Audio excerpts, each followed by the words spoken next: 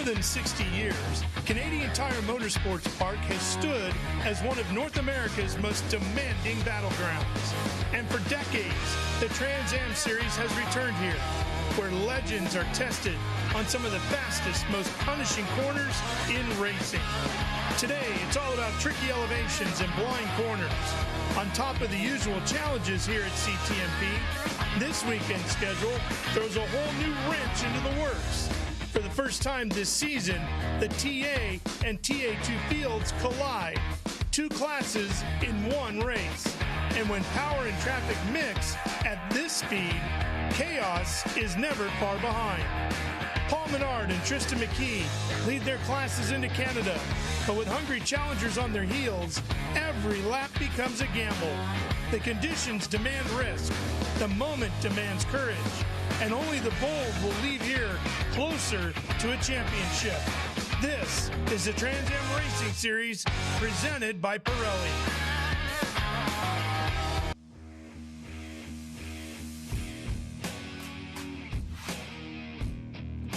Did you pack your courage in your lunchbox today? You're going to need it. The 2.4-mile Canadian Tire Motorsport Park will check your bravery level at every one of its 10 turns.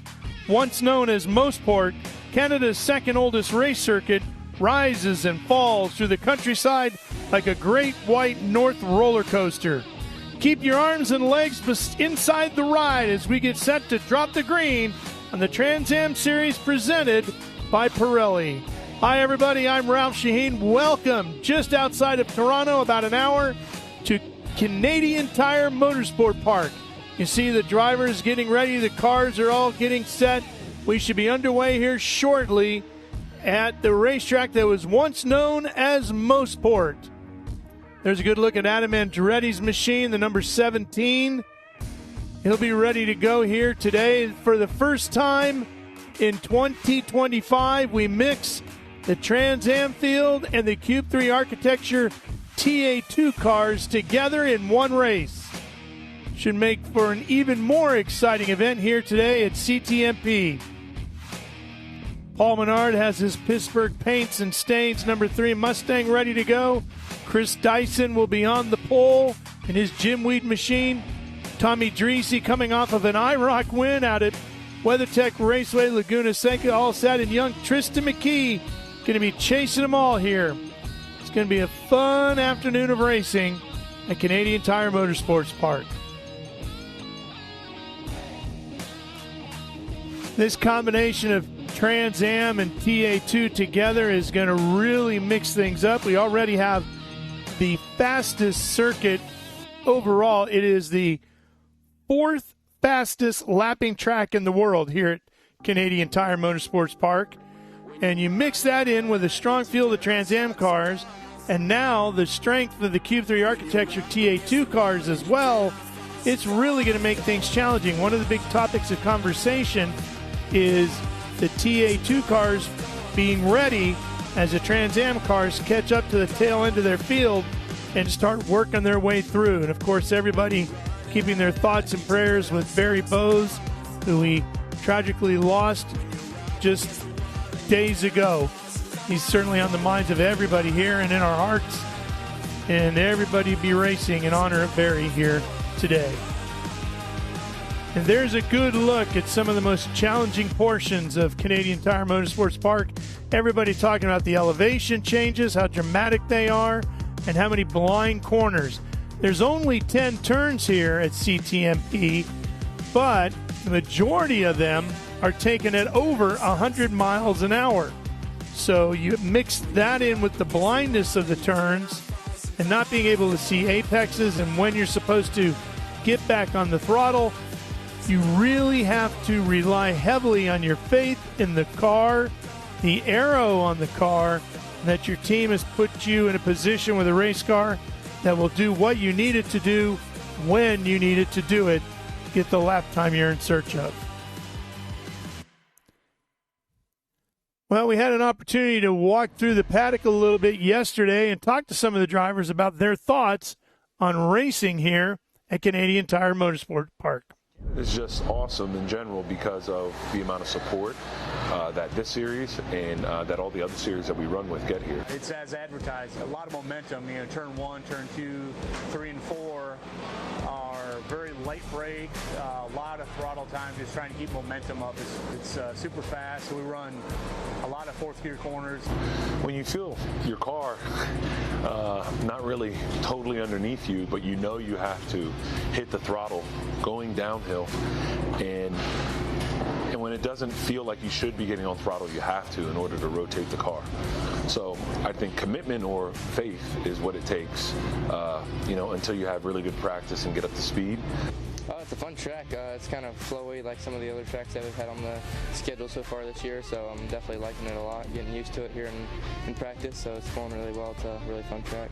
It's just kind of like a rhythm track where there's a lot of crests and hills and, you're going up and down, so it's just kind of like a rhythm track. Coming down those hills and realizing you have to get back on throttle because you see somebody either pulling away or you see your time dipping down, it's an article of faith.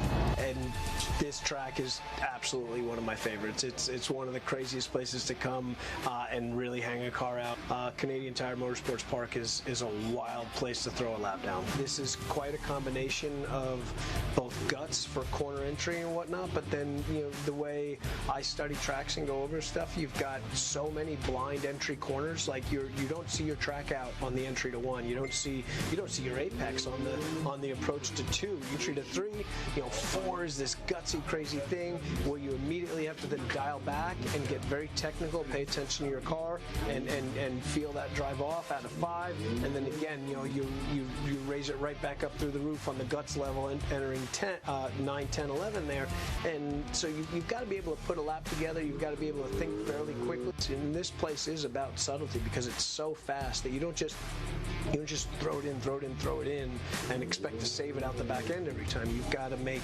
incremental steps to get up to speed without doing damage to your car because you've got so many 100-mile-an-hour plus corners linked together.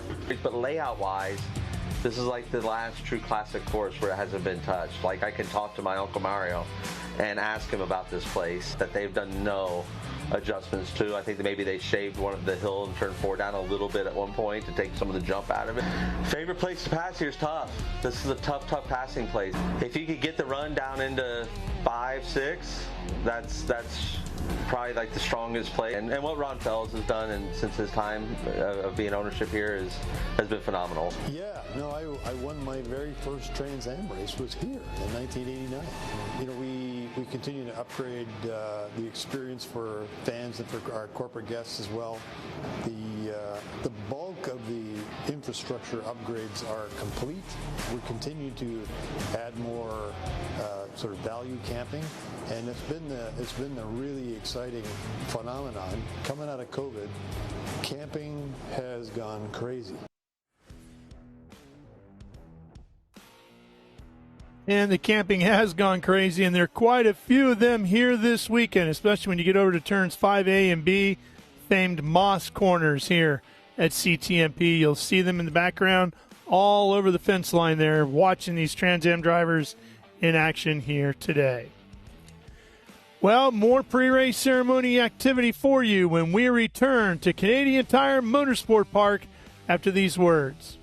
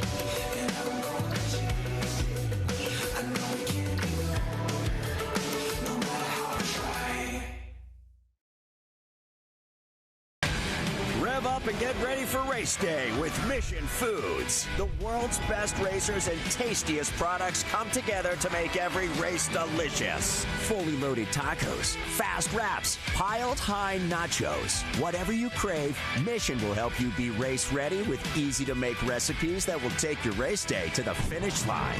Keep your racing delicious and enjoy all the mouth-watering action. Brought to you by Mission Foods. Too fast, too tasty. Back here on Speed Sport 1, looking live at some of the cars competing in our Trans Am race here this weekend. Two drivers here from Canada competing in their home race. James Beaton, who you just saw in the Playtime Hot Rods and Motorsports Chevy Corvette.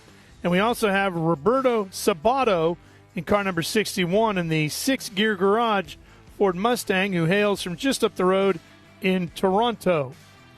Only one driver in today's field has a win here in the Trans Am Series presented by Pirelli, and that is Paul Menard, who is the reigning champion and current points leader in the series. Menard comes in seeking his second consecutive Trans Am championship. He's got 4 victories in the first 8 rounds of the season, including the most recent outing at Watkins Glen.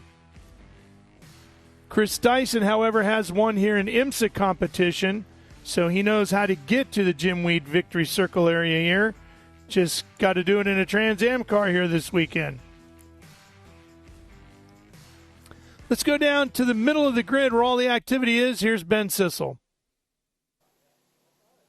All right, ladies and gentlemen, welcome to the Canadian Tire Motorsport Park. This is a grid walk here for the Trans Am Series presented by Pirelli. We were here last year. It was unbelievable. Love being here for the Labor Day sprints. We've got Paul Menard here in the Pittsburgh Paints and Stains car, the winner of last year's race. But he's starting P2 over Chris Dyson. Chris Dyson, Paul Menard started out last year in the lead. Chris Dyson then took the lead, and then Paul Menard retook the lead. One of the best races from last year. But this is a race, Chris, where the pole position is pretty important. It's tough passing out there. Look, I mean, this is Motorsport. It's a place where anything can happen. It's high speed. It's high stakes. Obviously, it's a Trans Am race. We all want to win these. Paul and I put on a great race. We've got, obviously, Tommy and Adam right behind us, Amy. It's going to be a good show, and I think we put on a great race for the fans last year. We're running with the TA2s, so that's going to create some interesting challenges for us to navigate out there. But I'm looking forward to it, and hopefully we can keep the Jim Weed car where it's starting.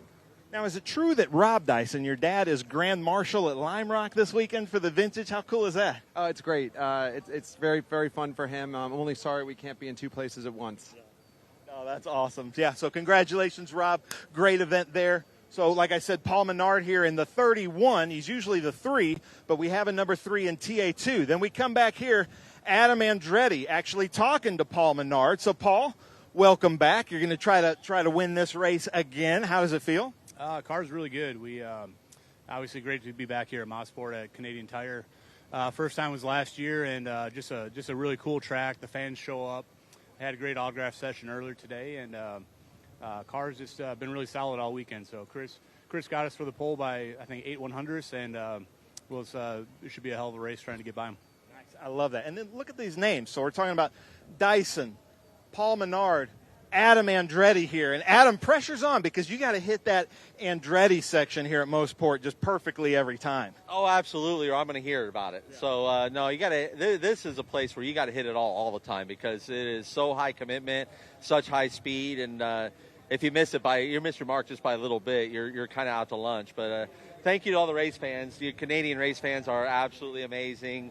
You come out in droves. You know what's going on, and you enjoy your Molsons better than anybody. So we love that, and thank you for showing up and being a part of the Labor Day weekend. It's going to be a great one, and I think we're going to put on a great show. This top liner Camaro from Burton Racing has been really fast all weekend long, and we didn't maybe have the one-lap pace yesterday for him, but our race pace is real strong. Nice. I love it. Well, Adam Andretti. Then we come over here talking to one of my new heroes. I watched him a couple weeks ago at Monterey, being the champion of the International Race of Champions with Ray Evernham's new program, racing out there and beating some of your absolute childhood heroes. How was that, Tommy Dreese? Yeah, it was pretty. It was really great. Those guys are my heroes, and we knew the track a little bit better than them. I think if they go back again, I think it'll be a better fight. And, yeah, just an honor to be driving with those heroes, those legends. Did any of your heroes extend the middle finger to you while out on track? Because that would be like the ultimate, wouldn't it? Yeah, I think getting flipped off by one of them would have been really cool. Well, that's awesome. Tommy Dreesy with Trent Shoring, who was doing Trent Shoring very proud. Then we've got the service partners. Adam's like, don't forget about service partners here. New with Burton Racing, so great to have them here. Then we come to our two-time Trans Am champion, who I was just talking to her early, Amy Rumans, with this beautiful McNichols Metal Service Center, Valley Chevy Automotive. But she raced here against Ron Fellows in one of her favorite races and one of Ron's favorite races. So, Amy, welcome back. Thanks. We haven't been here for 11 years, so we're just getting back to getting our car up to speed, and hopefully we'll have a great day and looking for a great race today. Nice. Well, Amy, thank you so much for coming out. Now, our Canadians, the fans, the Maple Leafs. This guy may be the one to watch. James Beaton here in XGT with the Playtime Hot Rods and Motorsports. This is your home track. I couldn't believe the speed that you were putting down. You've out-qualified all the TA2 cars. So, man, what's your plan when this green flag drops? Win the trophy for passing the most cars. Win the trophy for passing the most cars. We were talking, though, you're just a couple hours east of here, so this is your home track. And this is a difficult track for some of our people, our drivers that have never been here. You've got some seat time here. Oh, too much. I think I could drive it backwards with my eyes closed at this point. Nice. I love it. Well, James, have fun out there. So he's starting up here, but you're going to see him start after the pace laps. He's going to fall back to the back of TA2. That's what he was comfortable with. Then we're going to come here, Tristan McKee. So as you can see here, Tristan, come over by your car. Tristan McKee is wearing Barry Boes on the side of his car. I'm wearing a Barry Boes sticker. Barry Boes was last year's Pro-Am champion. He hadn't missed a Trans Am race since 2019. Tragically, just a few days ago, his life was taken in an airplane accident. So Tristan McKee, his teammate, and they've been working together all season long, getting fast together, is running in tribute to Barry Boes. So let's talk a little bit about that, Tristan. What does that mean for you? Because I know Barry Boes was doing everything he could to win the Pro-Am championship this year, but also help you with your championship as well. Yeah, it's obviously really special to be able to wear his name on the car and the stickers for almost everyone in the field. So it's super, super special. Yeah, just like you said, I worked with Barry a lot this year, and we've been getting better and better all year. And we got to where Barry and I were really, really close there at some of the tracks, Watkins Glen and in Mid-Ohio and some of the others. So it was just really, really cool to see the progress in both of us when we were both working together. Nice. I love it. Well, Tristan McKee, our points leader in the Cube 3 Architecture TA2 Series, doing really, really well. Tyler Gonzalez, who got on the podium here with us last year in this beautiful Mobile 1 Nitro Motorsports car. Tyler, welcome back to Canadian Tire Motorsport Park. How's it feel? Glad to be back. It was really cool to see all the fans earlier today, and going to try and put on a show for you guys. Nice. Put on a show for us. One of the best crowds we're going to have all season here at CTMP. So thank you guys so much for coming out. We're going to put some pressure on these drivers to put on a good show. But Roberto Sabato, this guy cannot figure out where he's from. He's running an Italian flag. He's got a garage right there. But then also your sheet says you're from Florida. So first clear this up. Where in the world are you from? I'm born in Toronto, Italian heritage, and I do have a place in Florida. But you call Canada home, and this is your home, your motorsports home. We've been here 21 years doing lapping days, and this is where it all started for me. So it's an important race. I have to finish today. Not only that, but I hope you don't take this offensively, but you are way up there, man. I guess that home field advantage, knowing this track, really helps out. Yeah, like I said, I started here in 2004, and then it's just the place I'm most comfortable for sure. Nice. I love it. I love it. We're going to try to come back through here. That's Roberto Sabato. DaCosta here in a different car. DaCosta had a pretty bad off in his Toyota Camry, and Nitro was able to put this through back over, and now he's in this car. But you're qualified really well. So I guess all is well with you in this Mustang. Yeah. Like you said, the Nitro crew did a great job getting the car together. Obviously, we had a pretty big off. That car wasn't exactly fixable to make qualifying, but they did a great job getting this car put together, getting me comfortable in it. we're here. So we're starting P3. I'm really excited. I think it's going to be a great race. This track is really fun to drive. So. I love it. I love it. Well, watch out for DaCosta out there. Sam Corey doing really well with the Stilo. I think you're third in points in the championship. Is that right? Yes, sir. All right. Well, what are you going to do when the green flag drops here at CTMP?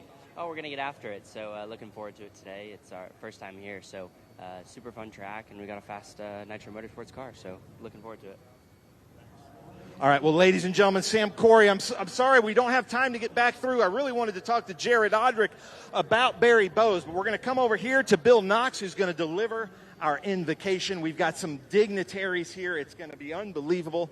But Bill Knox with Road Race Ministries is going to be here, and they're saying we're 5 minutes out from invocation. Okay, well, then we're going to keep walking through. Thank you for that. Had a little bit of a miscommunication, guys, but we're going to make this thing entertaining. Sometimes awkward is entertaining, as anybody knows better than Thomas Merrill, because I can ask him some awkward questions. But Thomas, doing very well here, running also the Barry Boes sticker. How you feeling about CTMP? I'm just so happy to be back here up north of the border. This is one of my favorite racetracks. I never raced here until last year. It was great. It was a great show. Appreciate all the fans coming out, so put on a good show for you guys. Thomas, thank you so much. Running out here with HP Tuners, the number 26. We've got 2 HP Tuner cars out here. Then all the way from New York City, Adrian Lostowski here with CMI doing very well. That podium that I was saying at the beginning of the season, you're going to get on the podium this year, just keeps barely eluding you. Is this going to be the event that you're on the podium? Yeah, I don't want to jinx it. You know, so you keep jinxing me each race. So this time, don't jinx me, okay? All right, so you probably won't get on the podium. How are you feeling about that? Exactly. So most likely, I don't want to say it, but we'll talk afterwards. All right, nice. And I just wanted to say, yeah, it's really sad that we don't have Barry Boes here. He was really a nice guy, always friendly, and it's really sad we don't have him here. It's like a hole in our sport now, and just thoughts and prayers are with his family and everybody. I love it. I echo that. It's been since 2019 that Barry Boes has not been at a Trans Am event, so it's a big part of our family. And instead of doing a moment of silence like you might think, what we're going to do at Podium is we invite everybody, all the racers' crew, to come to Winner's Circle, because we are going to have a moment of party in remembrance for Barry Boes. We think that's what he would like. Gian Buffamonte, all the way from the Chicago area, doing all kinds of crazy stuff. I saw you in a NASCAR truck race not too long ago, but in this beautiful car. How are you feeling about being at CTMP? This track's awesome. It's my first time here. Really fast, really flowy, high commitment, and it's just a lot of fun. The Nitro Boys have done a great job with this car. I feel really confident, and we're going to go forward. Nice. I love it. Well, Gian Buffamonte, look at all this real estate here for sponsors and that beautiful number 95. I mean, we've been talking a lot about Barry Boes, and Jared Odrick, his closest competitor in Pro-Am. And Barry Boes, I know you guys were really good friends. And it's a weird thing because I know you come from the NFL and sports, and usually you're not friends with your closest competitors. But in racing, you have to be. And it was just kind of like your benchmark. And you guys were trying to get better and better than each other every weekend. But I know that you're going to severely miss having that rabbit out there to compete with. Yeah, no, it was a tough couple of days hearing the news. And I think we all felt taken aback by it for quite a while, and it feels pretty surreal showing up to the track and not seeing him, because there's so many times I would look left or look right, and there he was, there Megan was, and luckily Scott Adams is here, and we've got to share a lot of sentiments about Barry because of how much he's meant to us. And for me, being able to come to the Trans Am Series was me following Barry, right? We competed at the SCCA Championships back in 23, and he pulled up to me with one of these TA2 cars, and I couldn't even hear my Cup car. And he was just the coolest guy ever. And sitting on the side of this car, smoking everyone, after Quali and Sebring, I said, I got to be like that guy. So, he was a rabbit, he was a mentor, and he was my biggest supporter in the paddock. Nice. I love it. Well, Jared Odrick out there with Cool Box black underwear. Look out for him. Keith Prochuk right next to him with HP Tuners. Ladies and gentlemen, I'm going to walk back up to the front of the grid, but we've got Doug Winston back here, Gallagher. We've got, I'm going to try to make it to everybody. Don't worry. We've got Tom Sheehan, Scheibel back there, but I've been told I got to make my way back up to the front. I'm so sorry I didn't get to everybody. But The fans here meet us at Victory Circle. After the race, we're going to be throwing out hats and shirts and having a big party like we always do. But we're coming up here for our invocation. Bill Knox with Road Race Ministries, one of our Trans Am staff, is going to deliver our invocation. I see him up here. I also see one of my childhood heroes, Ron Fellows, up here. How cool is that?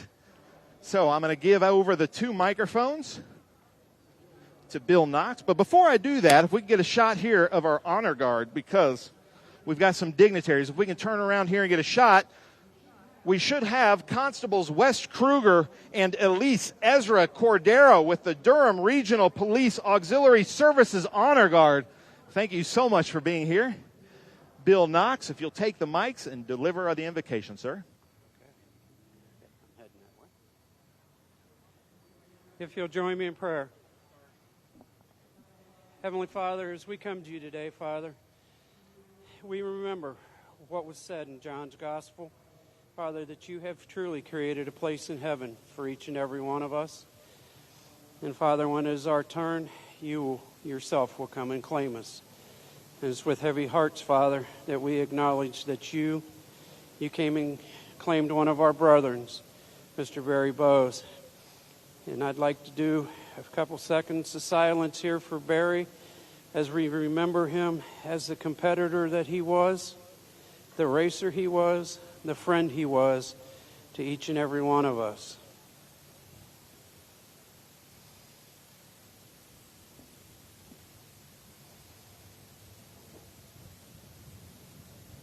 And Father, as we come back to you, Father, we ask that you hold this facility within your almighty hands, Father, that you keep the drivers, the crews, the officials, the corner workers, keep them all safe. And Father, we ask once again that you look out and look over for our EMS and our police and our militaries, Father, that they too may have the opportunity to come home to their loving families. In your Son's most precious and honored name we pray. Amen. Amen. Thank you very much, Bill. Now, ladies and gentlemen, you're in for a real treat. Julia Middleton to deliver the national anthems for the United States and Canada. I've heard great things, Julia. Let's take it away.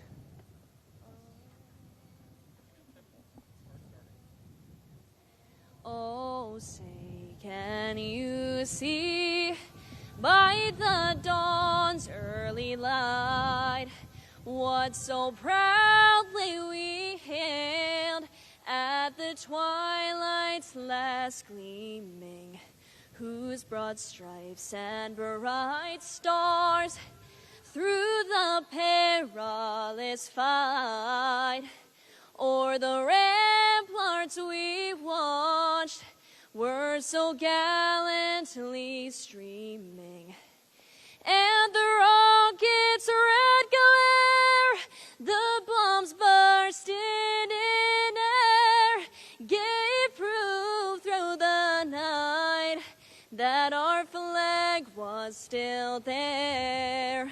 Oh, say, does that star-spangled banner yet wave o'er the land of the free and the home of the brave?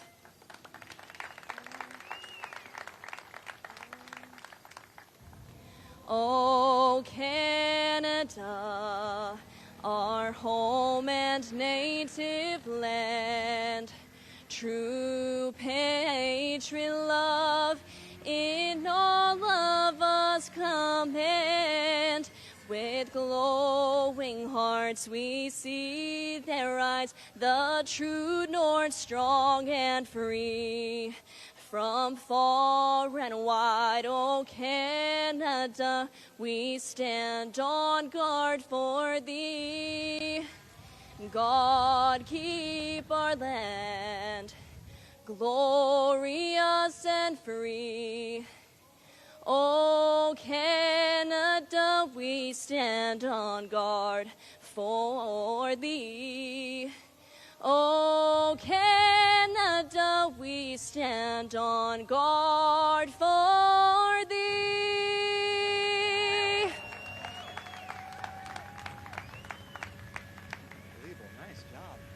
All right, nicely done.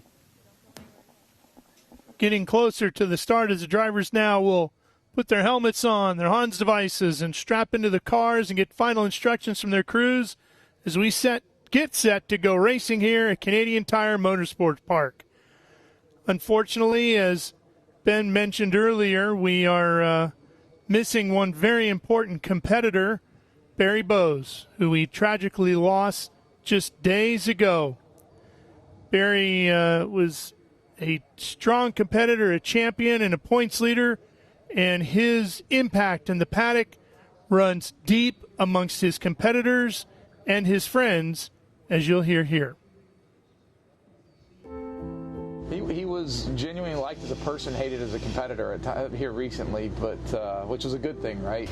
Barry the competitor was as intense as any of the teenagers in this field. One of the only guys with a full-time coach with him to go over every bit of his game, which is great. You know, I love to see that dedication, and what any of these drivers, I'd love to see half the young guys putting in as much time and drive and effort and detail into making their game better. So it's a huge loss for Barry and his family. For us at Trans Am, definitely going to miss him. For me, it was fun to watch. You know, a 14-year-old and a 54-year-old throwing jabs at each other, but yet truly caring and becoming very good friends was neat to watch. And then, obviously, the other drivers that came into the fold, he was always there for them if he could be, and vice versa. So it was. I'm going to miss him. It's been pretty tough. You know, it's the first 2 days was really trippy. There was really no other way to put it, because, you know, my life has been engulfed by racing, and he was my main competitor, but he was also my biggest supporter, like hands down. Like I didn't get more advice from anybody else than Barry Boes, and I just think that's such a testament of who he was, as that he was giving his main competitor advice, but I think he wanted to elevate the sport. Yeah, Barry was a great guy. You know, he was just like Scotty said, he'd take up the couch over here, and we'd come in here after each session to practice, qualifying, race, and kind of go over everything, over video and data. And Barry, you know, taught me some things. I was able to use some of his videos and stuff like that before we came to new racetracks that I'd never been to before, and I also helped him with some of my data at some of the other tracks that, you know, we had both been to. So it was really, really great being able to work with him. It's, you know, obviously very sad that he's not here with us for the, you know, last couple races of the season, but he was a very, really great teammate to have around here, and just a really great guy in the pit area. This is my personal opinion, but I think he's the pulse of the paddock, and I think he still is. And the way that we're all talking about him right now, Barry didn't use this series as a platform or a stepping stone. Like, this is where he wanted to be. This is, you know, kind of fitting that it's a final resting place, because he wanted to be here. And I really took that to heart, because, you know, it's like you're around all these young kids and you want them to have the brightest future as possible. And I knew he wanted that too, and he wanted to be around that, and I knew he loved being around Tristan for that reason. But Barry didn't look past this. Barry didn't look beyond Trans Am, and Barry didn't look beyond this TA2 program. And so if anybody watches this before the end of the season, then what I'm asking guys to think about, especially the young kids, is like, when you're in the car, when you're here for the weekend, like, don't look beyond this. Don't look beside it. Like, focus on this. And I guess what I'm doing in paying respect to him is like, doesn't matter what's happening next year. It's like, let's do this now. Let's focus on this, and I think that's the best way to pay tribute.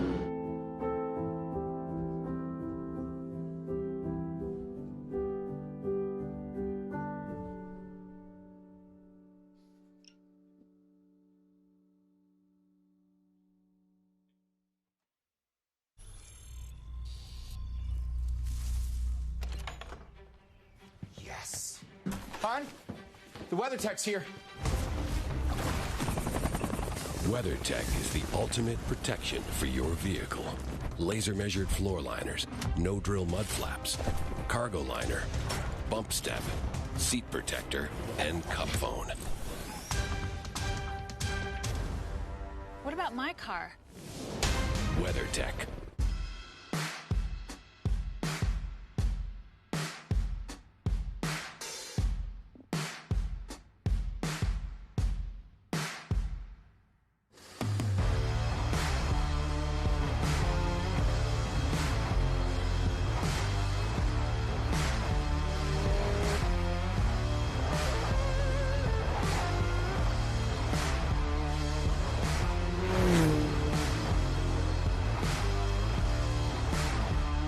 Hawk Performance packs 100 years of friction dynamics into every product. Backed by Carlisle Brake and Friction, the world's premier innovator of industrial brake and friction components, Hawk leverages R&D tools and motorsports experience to deliver uncompromising performance on the street. There's no reason to settle for less. Choose pads that are race-proven and street-legal. Find the Hawk Performance brake dealer near you at hawkperformance.com.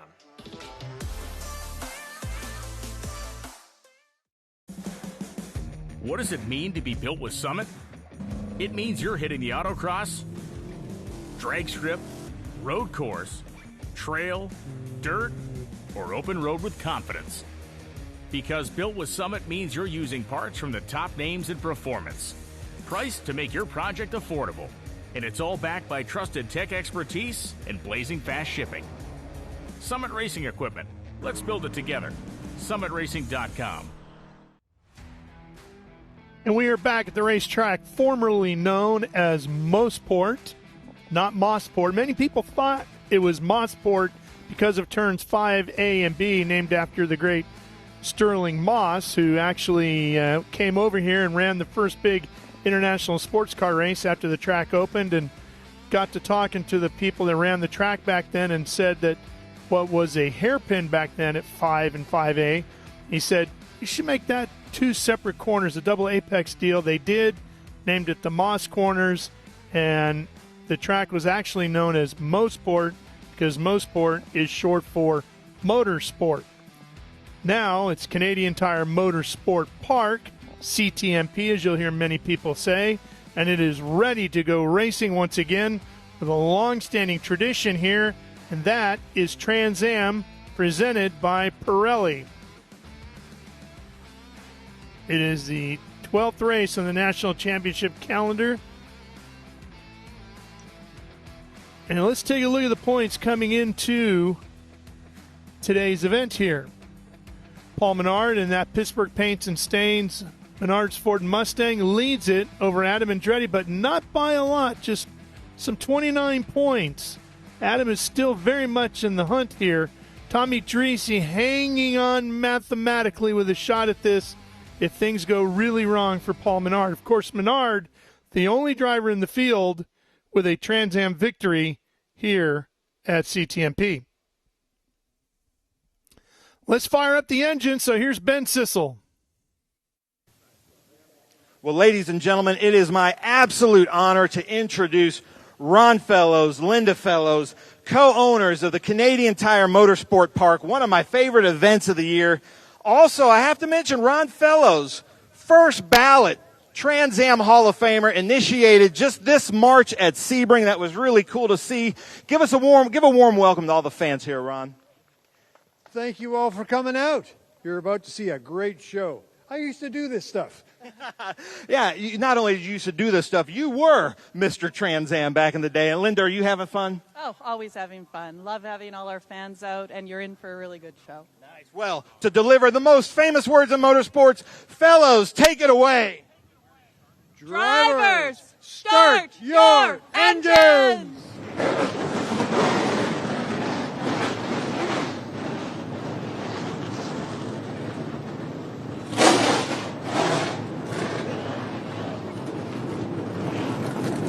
What a great roar as these Trans Am engines come to life. Great to have Ron and Linda here with us. Of course, Ron, part of the ownership group here, Canadian Tire Motorsport Park, has been mentioned, inaugural member of the Trans Am Hall of Fame earlier this year, a 20-time winner in the Trans Am Series. But ironically, no championships. Is so hard to believe. Many consider him kind of like a Dan Marino, the greatest Trans Am racer to never win the championship. His very first victory came here in 1989 at his home track while driving for the great Jack Roush, also Hall of Famer in that inaugural group. He had 3 victories in 93. He was second in the points, was runner-up again in 94 with 4 wins, earned his 3rd consecutive second-place finish in the points in 95 with 5 victories, and fell short again in 96 despite 4 wins. But he's a champion to all of us. Ron Fellows, great to have him here with us today, and they've done amazing things of the Canadian Tire Motorsport Park, and much, much more in the plans. I was talking with Ron yesterday, and he was sharing some of the details of what's coming here in the future, and we're excited to say that as the 2026 calendar was revealed earlier this week, Trans Am Series presented by Pirelli will return in 2026 to Canadian Tire Motorsport Park, and I know everybody in the series very happy about that. Trans Am first race here in 1970. It's been here some 31 times, and we look forward to many, many more in the future here at CTMP.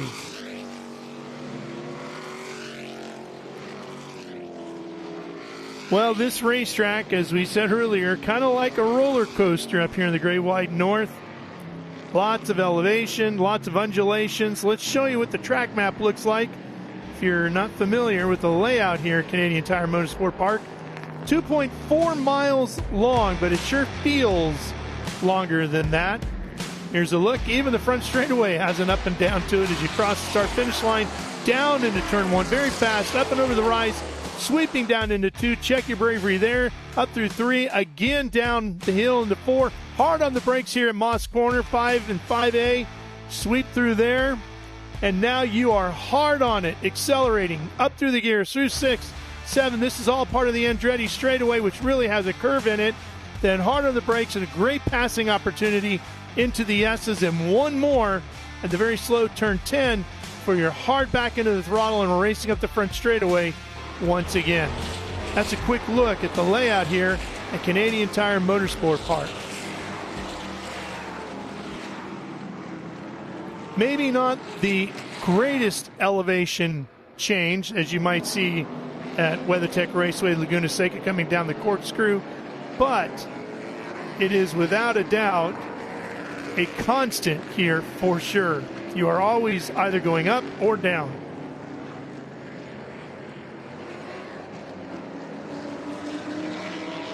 And one other similarity between those two racetracks, the Moss section of corners here is basically to Canada, and they're racing as the corkscrew is in North America. It's about that famous, probably the most famous section of turns here in Canada, as the corkscrew is in America.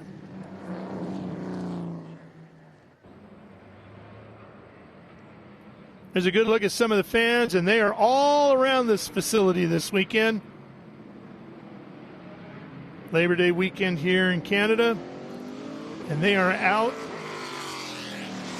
in big numbers. There you can see them lined all the way around the racetrack. This is one of the things Ron was telling me about yesterday, saying how much fans are craving more and more camping opportunities here at CTMP, and Track Ownership Group looking to provide that in the future. This is the Moss section right here. Campers all behind the camera.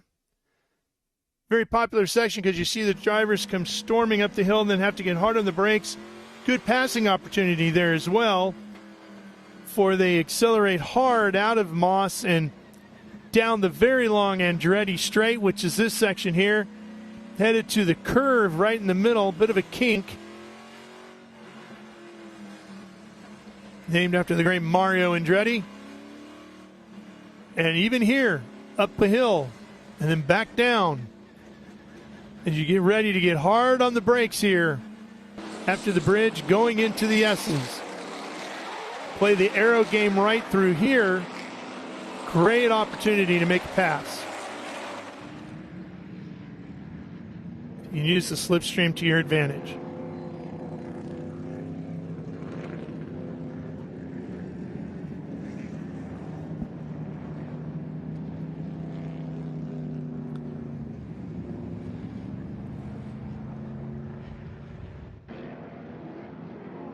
Here we go, pace car. The C8 Corvette pace car is off. Menard and Dyson on the front row. Coming to the line, looking for the green. It'll be up to their left. Dyson with a little bit of an edge. Here comes Menard rolling up closer. There's the green, and we're underway. Chris Dyson with a great start. Had a bit of an edge rolling to the line, and he capitalizes on it. Dyson out front, Menard right behind him, and then it's Andretti. Those are the two title combatants right there, fighting over second now. Dreese behind them in fourth.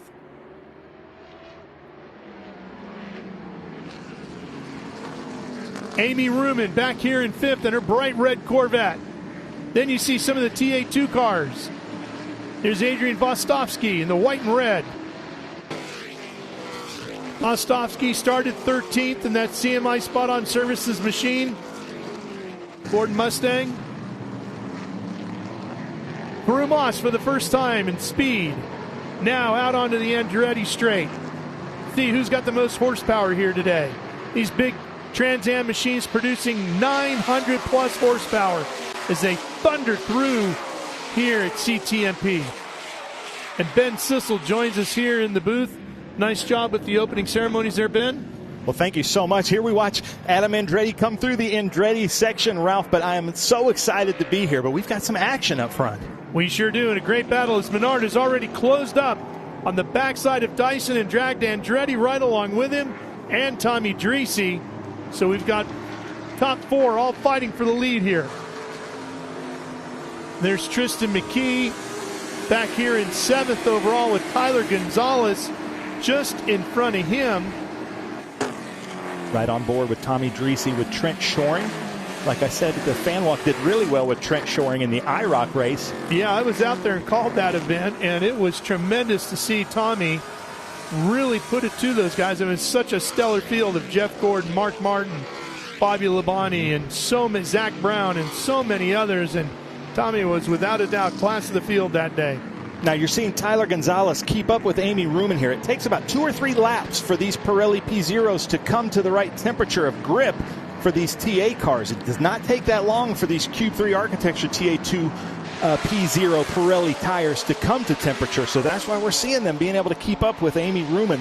And then McKee right behind him right here in the white with the yellow and the black. And Ben, take note of this. Since Tyler Gonzalez led that first TA2 lap in his category, it breaks a streak of 95 straight laps led by an SLR car. Wow, that's unbelievable. We haven't seen that in the Cube 3 TA2 series. But man, it's really heating up between Menard and Dyson up front. Well, it's very important for Paul Menard with Adam Andretti still very much alive in this championship, just 29 markers down to him. If Menard can get around Dyson and check out and keep Adam stuck behind Chris, it's a huge advantage in the points. Thomas Merrill around Julian DaCosta. Like I said, Julian DaCosta in a car that he's not used to. It's not his B car. It was just another car on the trailer, but he came out and qualified like in the top 4, which is unbelievable. He went off in his Camry and they weren't able to fix it. So he doesn't have a lot of seat time in that car. Oh, Vostovsky looking inside of Buffamonte, didn't get it done just there and tucks in back behind him as you go on board here with Adrian. This is a section of the track that's so scary right here. Very high speed and then down low speed. Boy, you saw Buffamonte's car get way out of shape too. Yeah, this part of the track is just made to just knock these cars off balance. This is a racetrack, Ben, as I said at the beginning of the show, where you better pack your courage with you when you come to the track, because it is going to test you on literally almost every one of the 10 corners here. Turns 9 and 10, probably the only ones that don't challenge you at high speed. Everything else is way up there. Yeah, very high speed corners, and then that Moss section, as you were talking about, very technical because you got to get through that section carrying it as much speed as you can because you got that long straightaway. Yes. So there's Tristan McKee, whose streak was just broken. That was a great fact to point out, Ralph. And Tristan, he's an old guy now, Ben. Yeah. Turned 15 the other day. Yeah. He's ancient. It's funny, though, with like Connor Zillich or Brent Cruz or Tristan McKee calling them Trans Am veterans, which they are at, teenagers. Young teenagers, too. That's the scary thing. So now we're with Roberto Sabato, who is his garage is right here, 6th gear. Great driver, great car. He's just right there behind Adrian Lostovsky. He'll do about 5-6 events a year with us, but always a great competitor, but just a great person to have in the paddock. Look at his line through Moss. Nice and tidy. Yeah, he knows this track real well. Great exit out of Andretti here. Now, if he can play that aero game and reel in Adrian he might be in a much different position by the time we get to the other end of the section.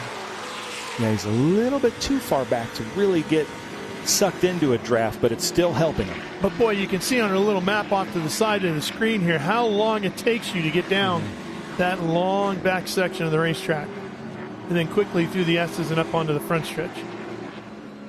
What a great start here for the TA class for the Cube 3 Architecture TA2 Series. We've got an XGT car out there, but you can see, just like last year, Paul Menard and Chris Dyson never got more than like 2 or 3 tenths away from each other, and that's kind of what we're seeing already. But they're not shaking Adam Andretti, are they? And Adam, if you remember back to our last race, Ben, at Watkins Glen, he was right on Paul Menard going into that last lap and almost had a shot at the win there and led the majority of that day. Yeah, he's very good. That car, they keep developing that car with Burton Racing.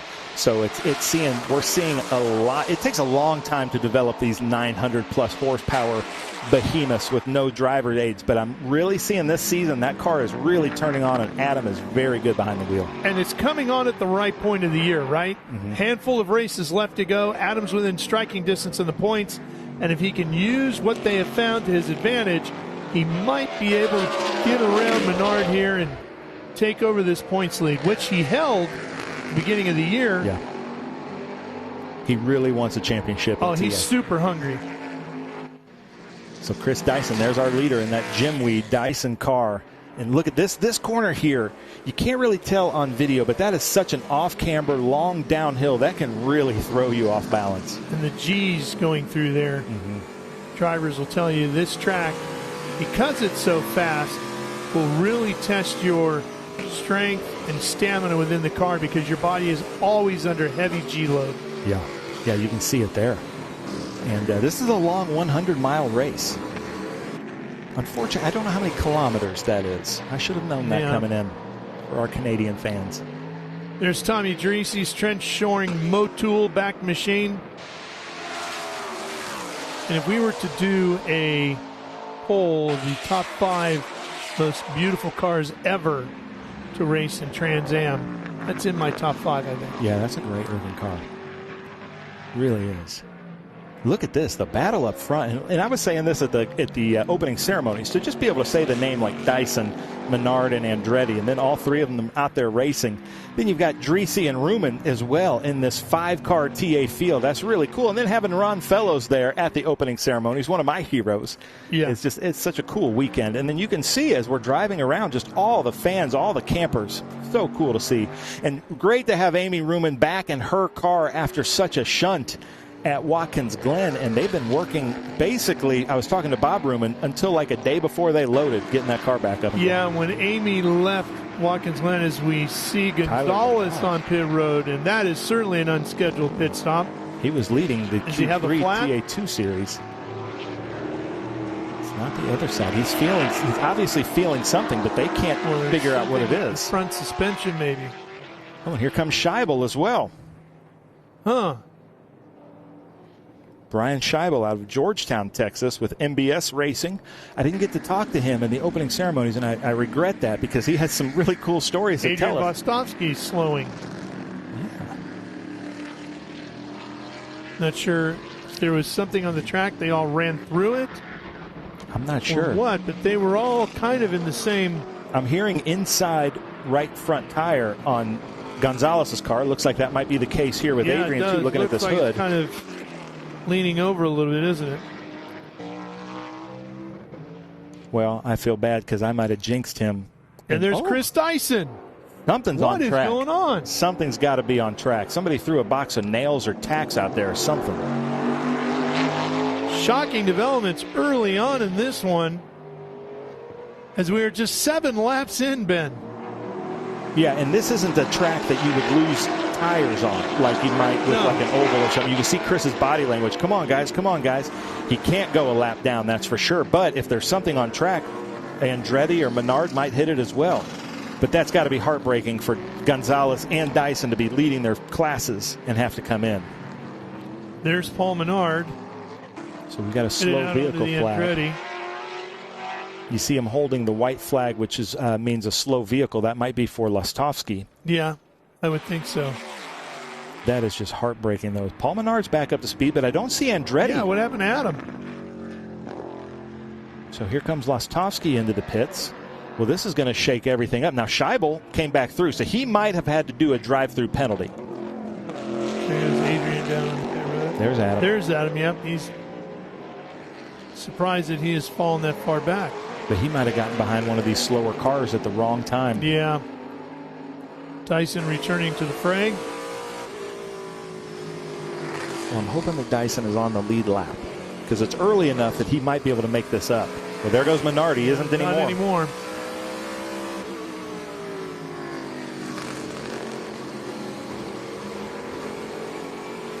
Now, what does Menard do here? Does he does he hustle to keep Dyson behind him? Or does he allow Chris to get back around and then just tucks him behind him? And well, if Dyson is faster, I'm guessing Menard would let him by. But it doesn't look like Dyson's getting him. It's going to take a while for that tire to catch back up to temperature. And with Andretti being back, Menard knows how to win championships. He's very always calm, cool. There isn't a big ego in Paul Menard. So if Chris Dyson was faster, if he saw him coming up in his mirror, I think he'd let him go. Yeah, it would be the smarter play at that point, wouldn't it? Mm-hmm. But also, cautions can change things. Good look at that new livery on Adam's car. New sponsors and service partners as Claudio Burton has partnered up with them with his Top Liner brand, and I want to talk about expanding his business out. The Top Liner Top Driver Award. If you go to any of the Andretti karting centers in Atlanta starting November 5th, you can sign up for this. They're going to have a big kind of contest. That's one way of doing it, but you can also sign up through social media. Yeah, exactly. You can sign up through the socials, through Andretti socials, through Trans Am, through Burton Racing. Yep. But look out for this, November 5th, and then at Buford, December 7th, they're going to have the championship, and the fastest gets an all-expenses paid trip to our season opener at Sebring. Yeah, so all those people that register online basically they're going to do a drawing out of there, pick the 7 that go to the runoff there, and have a battle at the karting facility and join all of us down at Sebring. Yeah, that's going to be a lot of fun. You can see everybody's looking at the right front tire. I think you and I ought to just show up at one of the facilities and go wheel to wheel with Adam. Yeah, I mean, he could lap me at least 6 times. Right. Yeah, there is something happening on the track. Well, I'd like to see what we're finding with the tires. Maybe, Pirelli engineers are... Yeah, I'm going to step away real quick because race control's right there and see if I can hear anything from Tim. Meanwhile, we can rejoin the action with 31 laps remaining here. The first all-classes race 2025. Trans Am Series presented by Pirelli. And the Q3 Architecture TA2 Series presented by Pirelli. There's Menard out front. 5 seconds basically in front of Adam Andretti. There's Tommy Dreese. Dreese running in third now. Amy Ruman is in fourth. Tristan McKee now leading in the TA2 category and fifth overall, with Sam Corey and Thomas Merrill second and third in category. So, Ralph, the information I'm getting from race control is not anything on the track. They're just hitting the curbs too hard. Oh, boy. And that could be the case, and we did not see that last year. So I don't know if they put in new curbing somewhere, but that's what everybody from CTMP, that's what everybody in race control is saying so far. Well, you can hit the curbing here in 9 and 10, and certainly at Moss. But that's not just a tire change for Lostowski there. It's taken quite a while. They're doing something in the suspension. We've run through TA and TA2. Roberto Sabato leads TA2 Pro-Am with Jared Audrick right behind him. They run 10th and 11th overall in first and second in category. James Beaton is leading XGT 12th overall. And he'll be moving up through the field. He's a very fast driver here. And Paul Menard just got his best time on the last lap with a 1:17.3. Dyson showing all the way back in 17th. And Dyson just ran a 1:16.728. That's quick. Yeah, he's going to try to catch Paul. Pole winner here. What needs to happen for Dyson is for him to get past Paul Menard and then a caution, a full course caution. And right now, Menard is hitting slower traffic at a section he doesn't want to. Yeah, Jim Gallagher there. That's going to put Dyson right behind him going into 1.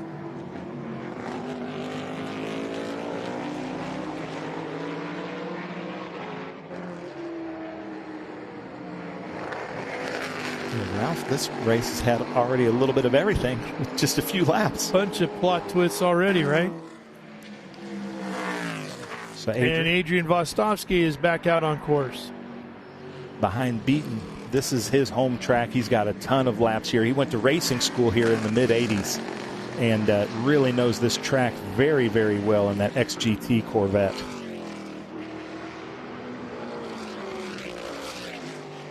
This track is such a great track, such a great facility, but it is built to beat up race cars and driver spirits. Yeah. You can see he's at 145. Now Adam Andretti trying to get around Jim Gallagher.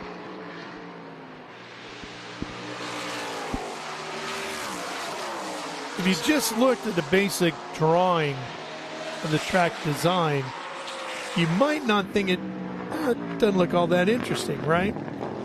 But when you get here and you get in a car and you roll around it, even at a slow speed, boy, it gets your attention in a hurry. Yeah. What I'm thinking is happening here, it looks like Dyson's a little bit faster, but just a little bit faster than Menard. But I think the 3GT team with Pittsburgh Paints and Stains is telling them, try not to let him by, because just like I said, if there is a caution, he comes all the way back come back through. Then it's going to get real interesting. Mm-hmm. And Adam Andretti, seeing what's happening with everybody else, he may be kind of just taking it easy. He gained a couple of tenths here that last lap. He's working traffic pretty hard. Look how aggressive he makes that pass on the outside there. It's a very fast section of racetrack. Yeah, around Tom Sheehan, who was here just a couple weeks ago with Blaze Chitta, with Jared Odrick. They were both testing here, trying to get as many laps as they could, trying to learn some things. And they're fighting together in the Pro-Am, as is Doug Winston, who Adam Andretti's behind right now. See how Adam handles this. He'll probably just wait and get him on the Andretti straight.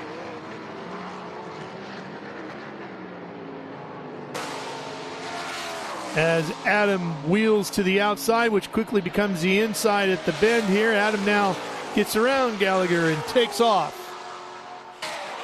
And we will take a quick break here. Step away just for a moment, but we will be right back for more live coverage here on Speed Sport 1, the Trans Am Series presented by Pirelli from Canadian Tire Motorsport Park. Stay with us.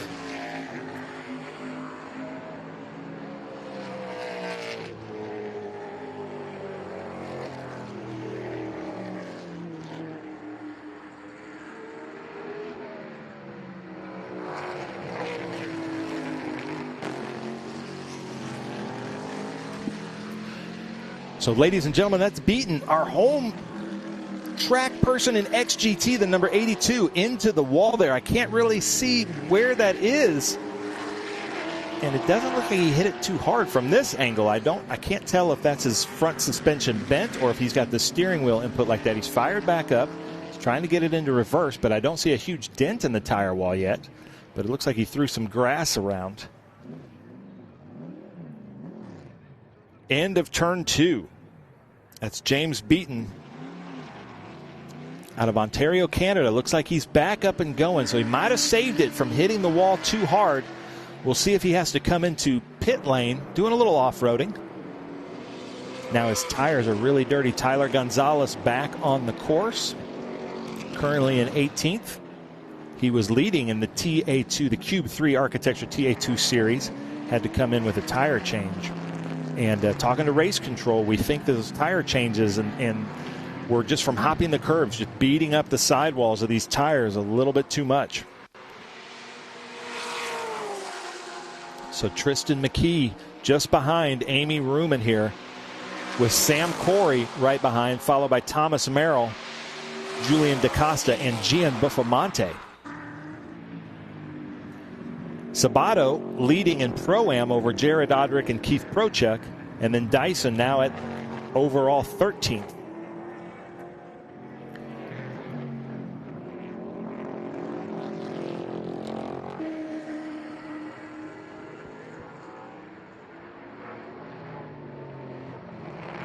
Well, there's Beaton right there as we come back to the action live here on Speed Sport 1.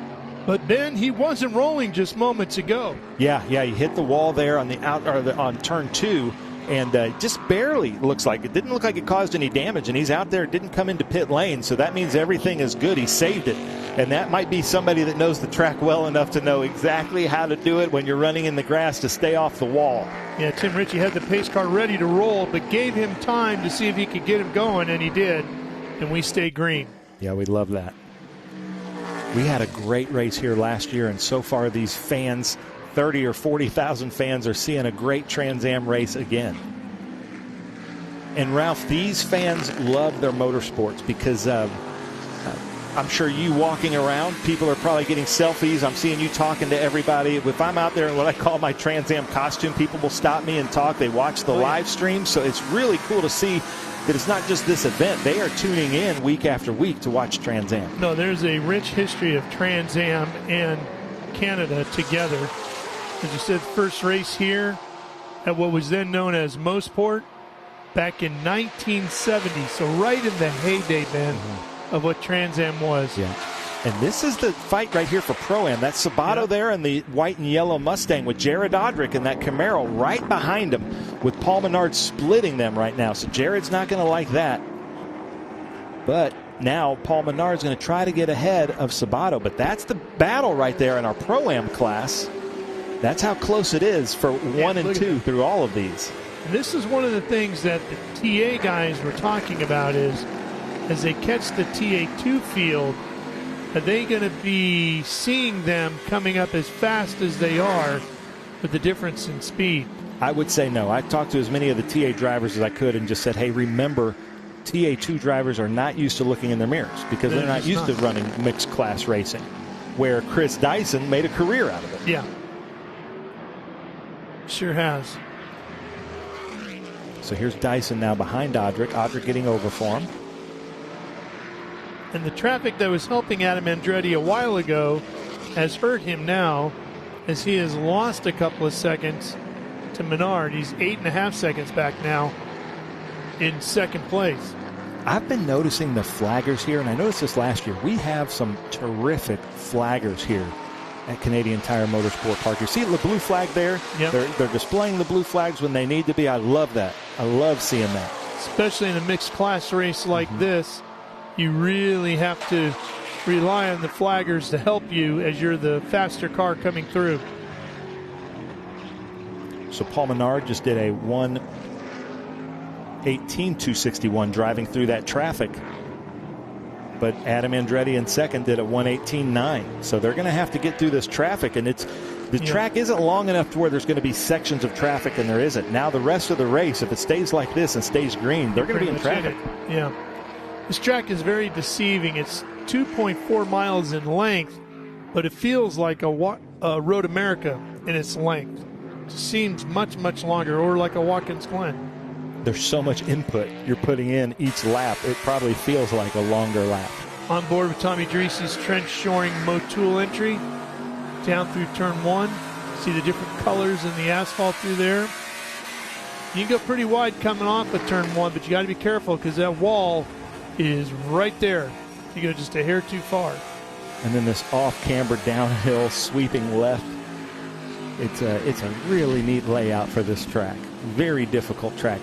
And I wouldn't call it a technical or difficult track. It's a track that just requires a ton of courage. Ton of courage, a lot of focus. You're going to be as physically and mentally worn out in either category when you complete the day here because you're taxing yourself both mentally and physically all afternoon long here. Yeah, now back on the power. Let's see if we can stay on this. He's at 115. Well, I want to say they're probably hitting 160, 170 there.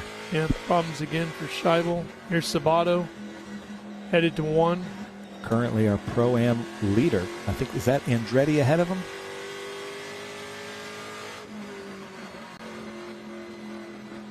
It looks like it. Now, Sabato, this being his home track, with being such a technical, courageous track, that gives you a huge advantage. Anytime you have more seat time at a track than your other competitors, that's a big advantage. So look for him to really try to hold on to that Pro-Am lead. He's a very good driver. Here's our leaders in the Cube 3 Architecture TA2 with Tristan McKee and Sam Corey right there behind Amy Ruman, who's currently 4th in TA. That she is. And like you, Ben, I was stunned to see that car here. Great to see her and that team recover to get her ready to come racing once again. Because when they left Watkins Glen, she was telling me she really didn't think she was going to be here. Yeah, and they had some, not only did they have to do a lot of work, but unfortunately they had a very close family member pass away in the time too, and they had to deal with that. So hats off to them. I'm so sorry about that, Bob, but love seeing you guys out here as Jim Gallagher gets over for Tyler Gonzalez there. Gonzalez right now sitting in 17th. But for a while he was the class of the field in TA2. One of our Toyota development drivers is Tyler Gonzalez. He competed here last year. Jim Gallagher with the regulator, number 6. It's funny that we call this the back straightaway, but it is not straight. There's nothing much really straight about it, is there? You're still doing input. It's still rough. And it will kind of force you to the driver's left after a while without you noticing. Yep. All of a sudden you're riding right along the edge of the grass.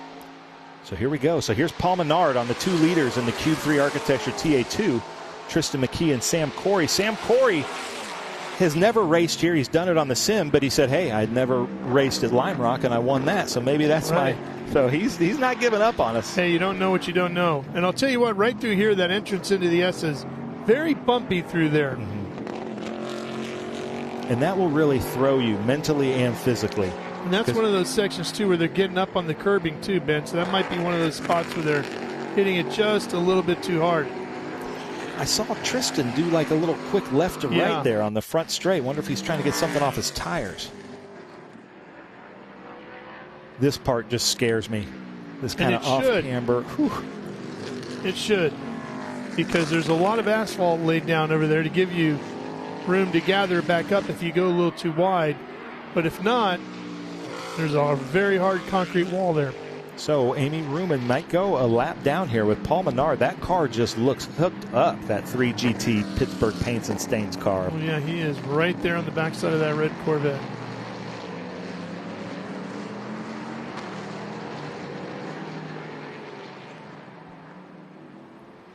And then there's Dyson right behind Sam Corey. So this is crazy throughout all 3 classes, actually 4 classes with our Pro-Am. It's one section that's tough to catch Amy on, is a long straightaway like this. She gets that Corvette up and running. Mm-hmm. She can leg it down that straightaway. That Mustang a little bit more developed for the tight, twisty stuff. Mm-hmm. And that's where Paul's going to have the advantage heading here going into 1. Yeah, I'm talking to Amy. It was funny. I was talking to Ron Fellows and Amy, and both of them, one of their favorite Trans Am races was here at CTMP with Ron Fellows and Amy Ruman. And I guess Ron had cut a tire and was trying to limp it to the finish line, and Amy was coming right behind. I don't know who won that race, but both of them said that was one of their favorite races of all time. Huh. So now Chris Dyson coming up on Amy. Dyson, this is for position on Amy. He's worked his way up to 5th. So Dyson is still charging. No surprise there. Yeah, there's no quit in the Dyson team. No. And you can see right behind them is still Tristan McKee and Sam Corey in the Q3 Architecture TA2 Series. Yeah, they run 6th and 7th overall, 1 and 2 in class. And they're Thomas Merrill right there with them as well in 3rd. They're 1 and 3 in the championship. Yep. In points. 175 miles an hour, Ben, before they jumped on the brakes. That's so scary. I was giving Adam a hard time. I'm like, you've got to be really good through the Andretti section. And Mario watches all of our races. He was saying there's extra pressure because he gets calls sometimes from his uncle saying, hey, what's going on here? Or nice job. But he's got to hit those. You know, we've also got the Andretti turn at Laguna Seca he's got to do really well at. There's a lot of pressure. Too. Yeah. The Andretti hairpin. Okay, here comes Tristan McKee and Sam Corey right behind Amy Ruman. And this is going to be crazy because Amy Ruman's car is faster in some sections, but maybe not as nimble in others. So you got to watch out for that, Tristan. Well, Tristan the aero development on that C7 has not kept up with the aero development on that Ford Mustang of Menard, for example, or Dyson. Or I'm just happy to see Amy here. Like I said, I thought maybe she would be renting Tommy Dreese's car again. And how cool is it that really hard-nosed competitors like Dreese and Amy, but they also want each other to be on track. You know, so they're going to do whatever they can to help each other out. Amy is a very tough competitor and a great addition to the field. Fan favorite, for sure. They always bring a great prepared race car. Looks fantastic, sounds fantastic. Love hearing that Corvette just thundering around here. And talking about development and the aero, man, the Burton team and Top Liner, they have really put some development into this, and I'm seeing it getting faster and faster each weekend. Yeah. Adam is definitely up on the wheel, and he is as hungry as I've ever seen him.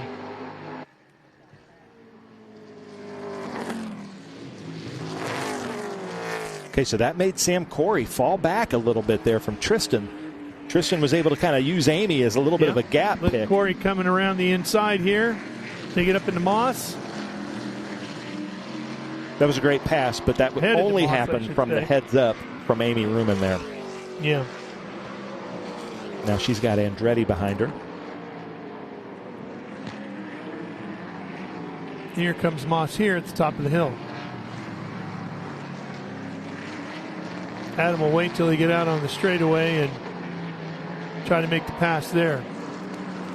Just got word from Kelly that Brian Scheibel is out of the race with a rear end. So that he retires, the number 53. That's unfortunate.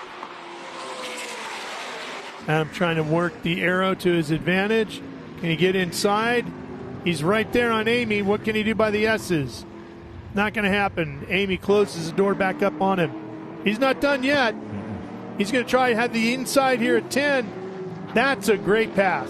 Wow. He just stayed with it and just kept staying with it, Ben, and worked it and got it done. Well, he is a top liner, top driver today. That's unbelievable. If he hadn't done that there, it would have taken him basically a whole nother lap to set that up again. Yep. And so now let's see if Sam Corey can close that gap on Tristan. Now these Cube 3 Architecture TA2 drivers are not used to this kind of these picks that are going to be set by the TA or the XGT cars. They're not used to this mixed class racing, so they're learning some new skills today that may not be there. Like Tristan McKee, like you said, the last 3 races is not used to seeing cars ahead of him, and it's happening several times here today. Nobody's been filling up McKee's mirrors, that's for sure. Look at not in recent weeks. Yeah, Gian Buffamonte here. Doing very, very well. Doing well in the points. His dad would have raced here in Trans Am. And Gian Buffamonte there has been busy doing other things as well before he came here. Little Ricky Bobby truck racing. Got I love it. Truck racing in, yeah. Yeah. Great to see our competitors out venturing off, trying other things. Saw quite a few guys doing different things here recently. Now look at Julian DaCosta in a car, like I said, he's not super used to, right behind Thomas Merrill, one of our Cube 3 Architecture TA2 champions of 2022. Maybe doing the smart thing of just trying to stay behind Thomas and learning. That's for 8th, too, in class, and 3rd in category. Yep. 8th overall, 3rd in class. And stuck right in the thick of traffic is Menard and Dyson. This might get a little dicey here. You've got Gonzalez staying behind Winston to let the 2 faster drivers through. Getting some blue flags here. We appreciate that from the flaggers. And I don't know if Dyson's close enough to make any kind of move at 8. He's thinking about it, isn't he? He is. That Jim Weed machine, a real rocket for sure. Yeah, now we're at 15 laps remaining, so it's starting to come to a close for Dyson. Going fast, isn't it? Such a quick circuit. Yeah, it really, really is. The top average speed here in our Formula classes have been some of the fastest they see all year. Yeah. Look at that shot. That's a great shot. Get some great shots from Joel and his team and the camera crew. We really appreciate that. Love coming here. Lots of great fans around the track. We love it. Yeah, they know this place inside and out, and they do a great job covering it. Now, Dyson, I think he's just like, you know what, forget what happened. I didn't come into the pit lane. This is the race for the lead. I think that's kind of how he's approaching it. Yeah, it's a real shame that he had the problem that he did. He's had that kind of year. Obviously, the big hit at Sebring, and then he bounces back from that. Then another big hit at Lime Rock, just when it looked like things are starting to roll for him again. Chris has just had a very challenging year mentally. Yeah. You know, it's taken a beating on him physically, but mentally, the up and down of it has got to have gotten to him. And like I said, his dad, Rob Dyson, who's usually here, is the Grand Marshal at the VSCCA Lime Rock Historics. And a lot of those drivers are coming next weekend to join us at Watkins Glen. Looking forward to that. Adam Andretti's car just looks fast, doesn't it? Looks mean, too. All kinds of bulges on the bodywork on that thing. Great looking race car. Don't forget to go to the Andretti karting centers and all the different social media ways that you can reach Adam and the Burton team and sign up that new contest. See if you can get yourself invited to the Andretti karting facility in Georgia. What is it, November or December? It's November 5th, and then the thing is December 7th in Buford, Georgia at the karting center. There it is. December 7th. Yeah. And Adam, if you buy us Chick-fil-A, Ralph and I will come and announce it. Yeah. We want the large size, though. Yeah.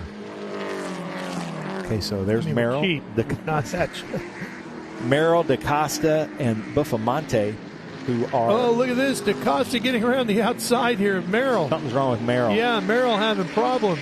Slowed dramatically. But if he's been beating up those curbs.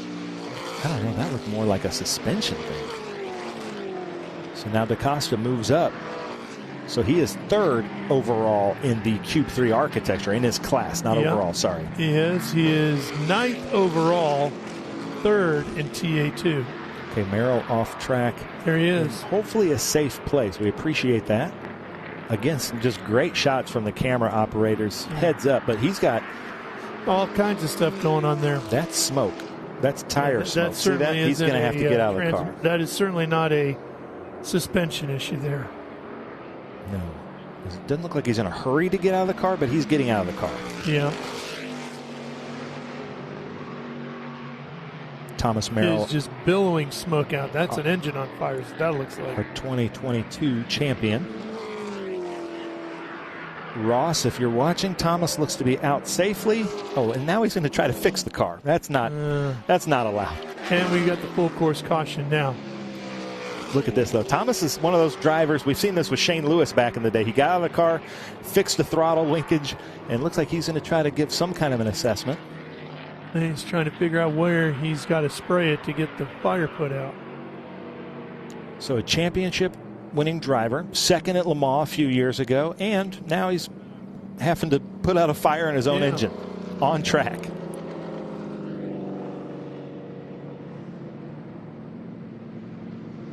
That's a first for me, Ralph. Haven't seen that in TA2 yet. No. And he's just making sure it's all out. Yeah. And if you're wondering, the flag officials are not allowed to go over the wall. They're allowed to give drivers fire extinguishers and things like that. If you're wondering why aren't more people over there, it's not until the people in these safety vehicles that can help them out.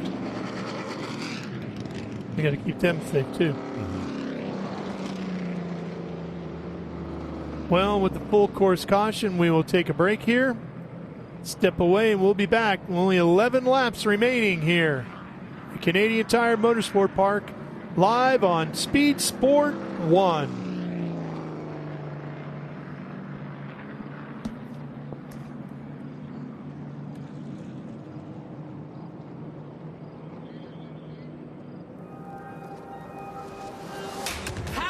is this? Look at this view from Losowski. It brings all my fans.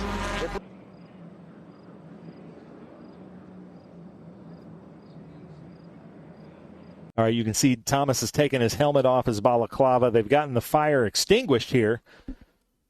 We appreciate those Roy Nichols Chevrolet trucks with our safety crews, and we go back on board with Chris Dyson. The Chris Dyson is wishing he could have gotten around Paul Menard and would have had maybe 8 laps to maybe try to get back up to him, but unfortunately wasn't able to get around Menard. Now he's going to have to do a restart from behind him. So Chris Dyson, although he's right behind the leader, Paul Menard, is 1 lap down. What we think in talking to race control is we think a lot of the drivers were being overly aggressive early in the race on some of the curbing, and that was hurting their left rears or their right fronts.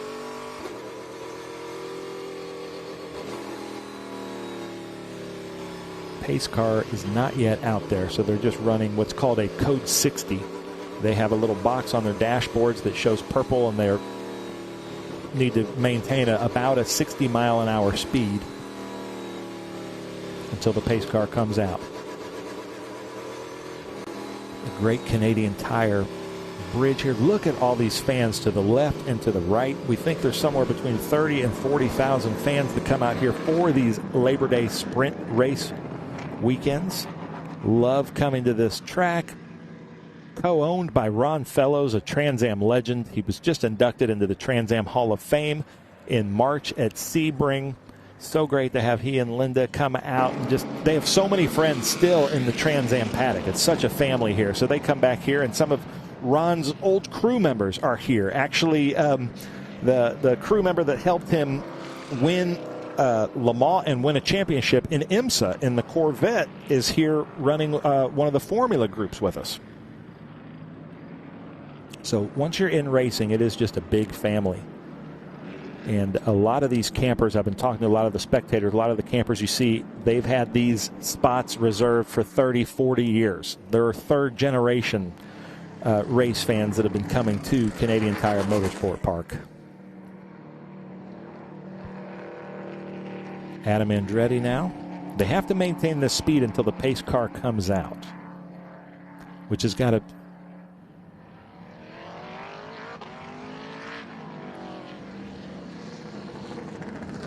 Well, welcome back to Speed Sport 1. We've got quite a race here at Canadian Tire Motorsport Park with the Trans Am Series presented by Pirelli.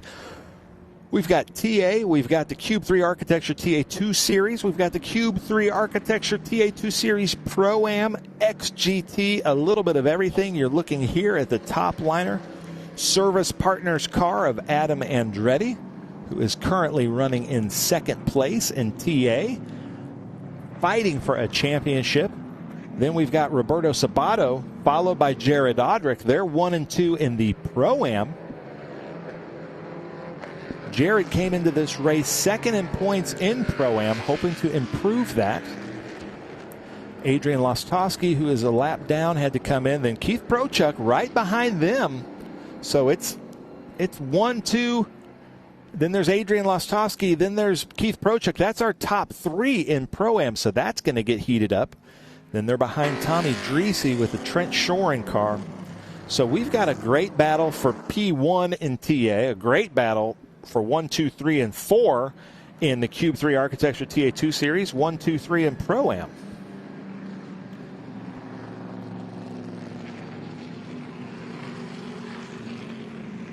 Yeah, we had a chance to talk to our president, Andy Lally, talking about the TA cars running concurrently. Let's check that out. The first time this year that we're combining classes on a national level, and so that presents potential issues for TA2 drivers that are not used to looking in their mirror for a really fast XGT or TA car coming through. So in those situations, you could easily have 4 or 5 TA2 cars nose to tail, not expectant one another to make any particular grounds like up the straightaway in the 9, in the 1, in the 2. It's easy to get surprised.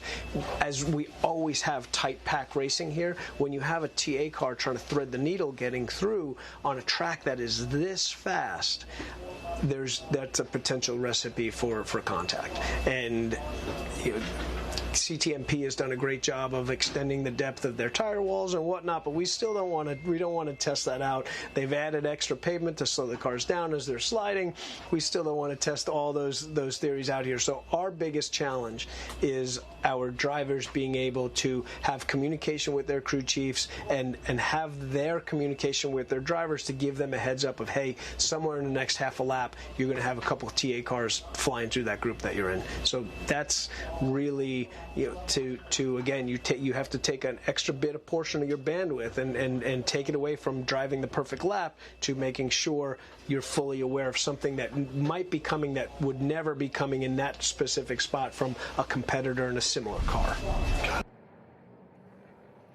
Back here at Canadian Tire Motorsport Park, and we are still behind the C8 Corvette pace car. Ralph Shaheen and Ben Sissel with you as you're watching live here on Speed Sport 1. You know, Ben, I really enjoyed working with you this year, so what do you say we do as the kids say these days? Let's run it back next year. Oh, for sure, yeah. All right. We've got a great schedule that just came out for next year. We sure do. The 60th anniversary season of Trans Am presented by Pirelli next year. Of course, we're going to have practice, season warm-up at Sebring, and then, as is tradition, we will kick the racing season off in Sebring International Raceway the last weekend of February, also the first day of March, February 26th through March 1st. Then we go to Michelin Raceway Road, Atlanta, March 12th through the 15th. How about this, Ben? A doubleheader in the wine country. That's going to be wild, April 23rd through the 26th. Yeah, I can't wait for that. Sonoma's always really fun to go to. And a doubleheader. Yeah. That's going to be really interesting out there. From Sonoma all the way to the East Coast, we will be at Lime Rock Park May 21st through the 23rd. Check those dates, because I'm telling you the 23rd is a Saturday. It is, yeah. Yeah, we're doing a Not Thursday, a Friday, Saturday Not event a Monday. at Lime You know Rock, what that means, right? We're all headed to Indy, baby. Oh, yeah, I didn't even think about that. Oh, I did right away, going to the 500. And then, speaking of Indy, we will be there with Trans Am in 2026, June 18th through the 21st at the famed Brickyard. Can't wait for that one. That's going to be a great one. June 25th through the 28th, a traditional date at Road America. Always great. I know you want ice cream. And another doubleheader on the calendar at Watkins Glen, July 16th through the 19th. That's two doubleheaders of some tracks that are notoriously tearing up cars. Yes, very challenging. Then we come right back here, Canadian Tire Motorsport Park, September 3rd through the 6th, another traditional date. VIR is back on the calendar, Virginia International Raceway, September 17th through the 20th. And just like this year, we will close things out at Circuit of the Americas, November 5th through the 8th at COTA. That's going to be fantastic. Now, if you're a fan of the Western Championship, they will be with us for the doubleheader at Sonoma. They will also have a doubleheader at WeatherTech Raceway Laguna Seca, October 2nd through the 4th, and they will finish out their year at COTA as well, November 5th through the 8th. What jumps out at you? What's the highlight of the schedule for you, the 60th anniversary? Well, first of all, there isn't a stinker in the bunch. Nope. Like, all of these are very iconic road racing circuits. But going back to Indy with Trans Am is always fun. The Lime Rock Park, I always look forward to that. But the doubleheader at Sonoma, that's going to be a fun one. Yeah, I like that. Jim Gallagher in. And what they're doing here, this might look a little bit weird. The pace car, we talked about this at the drivers' meeting. So the pace car was to pick up the TA2 cars, and then eventually the TA cars are going to make their way back up to the front in the order that they're supposed to be in. But that was Tim Richter's call to make sure that we did this in the safest way possible. And like I said, the TA2 cars are not used to running in this mixed class racing. So it looks like Paul Menard now is going to start making a pass to drivers right, and they're going to fall in order. So Paul Menard, Adam Andretti, Tommy Dreese, that's your top three in TA, followed by Chris Dyson and Amy Ruman. Then we've got Tristan McKee, Sam Corey, Julian DaCosta, Gian Buffamonte. That's our top 4 in Cube 3 Architecture TA2. Then in Pro-Am, we've got Roberto Sabato, Jared Odrick, Keith Prochuk. Right there, 1, 2, and 3 right on track. So this is going to be a crazy, maybe last 7, 8 laps left in this race, Ralph. Yeah, they are running, 10th, 11th, and 12th overall, but 1, 2, and 3. And then an XGT, James Beaton, still out there. Yeah, he's out there. Great for him, staying off the tire wall. And I'm hearing that when they get through the Andretti section of this track, the lights are going to go out. This is where you can see Adam Andretti getting by Dyson. Should be getting by Dreesy, getting back up to second. This might work out perfectly for Adam Andretti, who is pretty good at the restarts. So is Paul Menard, though.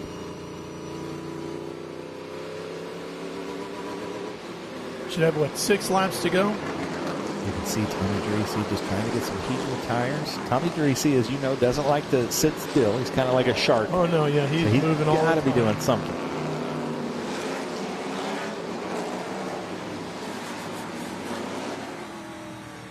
Tristan McKee doing very well in the championship.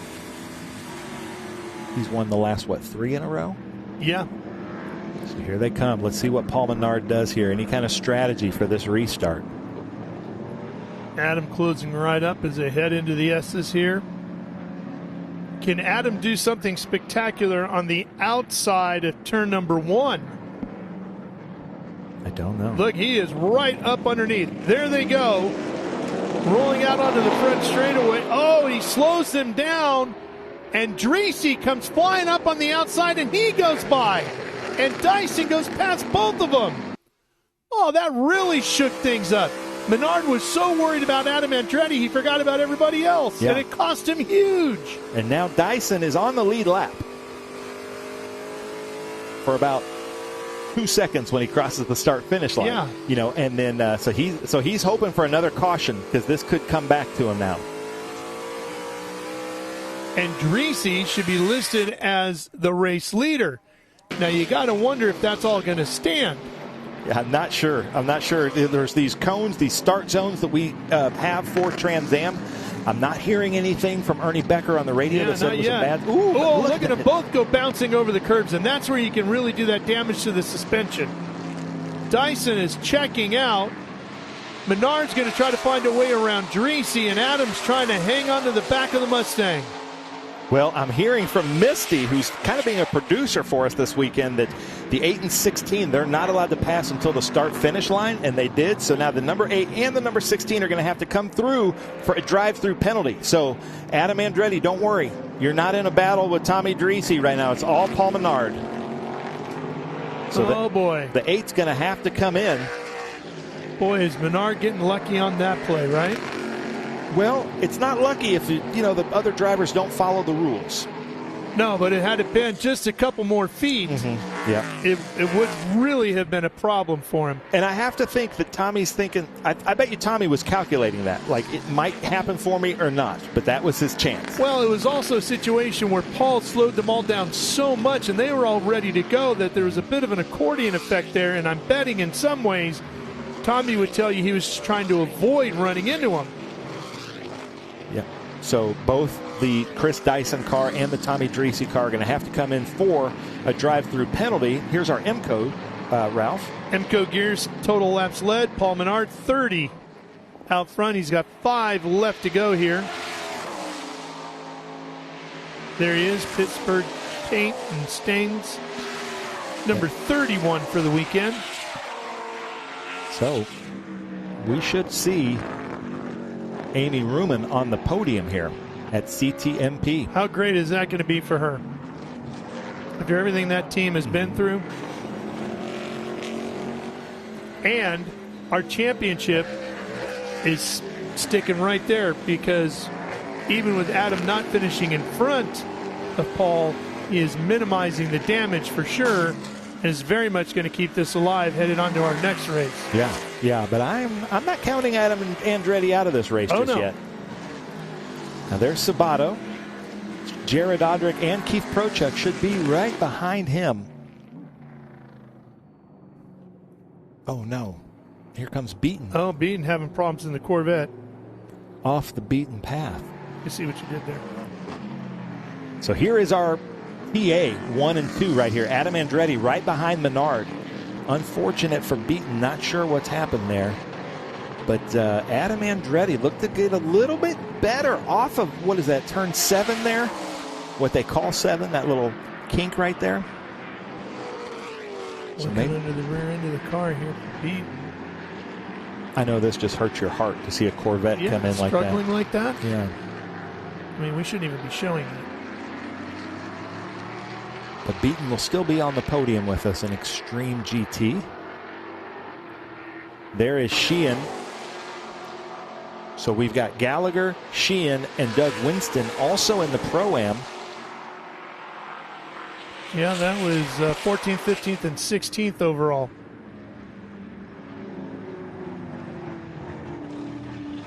Doug Winston is trying desperately to get his teammate Adrian Lostowski to give up a bad habit that Adrian has and threatened that he would beat him up if he saw him doing it again. So they had a little wrestle match this weekend. That habit would be? I can't say the habit, but it's not a good habit. All right. So here we go. Paul Menard and Adam Andretti. Look at the speed of these two cars. Ford versus Chevy. I'll tell you what, Adam looks really good through here at Moss. He was very good through there. Come on. Can he make something happen here? Let's see if he can make a pass at Andretti. Boy, this could be something right here. He really got through Moss very well. Has a lot of good aero working on that Burton Camaro now, and he's coming after the Mustang. And remember, he made a pass earlier through the S's here on the outside. Can you do it again? Not quite close enough this time. It is very difficult to rattle Paul Menard. They're going to have 2 laps remaining here.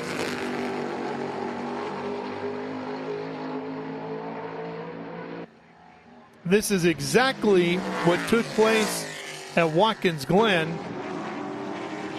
Oh, and Dreesy serving that drive-through penalty, I'm assuming now.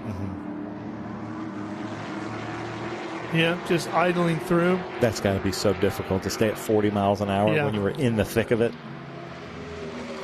But you got to follow the rules. So now the gap. This is where he got him, though. This is where Adam closed the gap last time. It's over at Moss.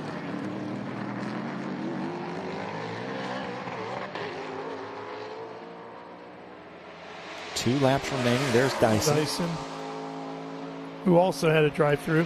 I'd like to see what's happening in the Cube 3 TA2 Series, because that's heating up too with Tristan McKee and Sam Corey. Top 2 here coming to the white flag with 1 to go. That car just looks so good, that Pittsburgh Paint and Stains 3 GT car. It really does. Bo and Remy, I hope you're watching your dad. Could be 2 in a row for Paul Menard here at CTMP, Ralph. Yeah, the only driver in the field to have won here in a Trans Am race. Looking to make it back-to-back years. There goes Dyson serving his penalty. Paul Menard, the reigning champ and the current points leader. And I misspoke earlier according to scoring. I think Amy Ruman is a few more laps down than Dyson. So it looks like Dyson still could be on the podium.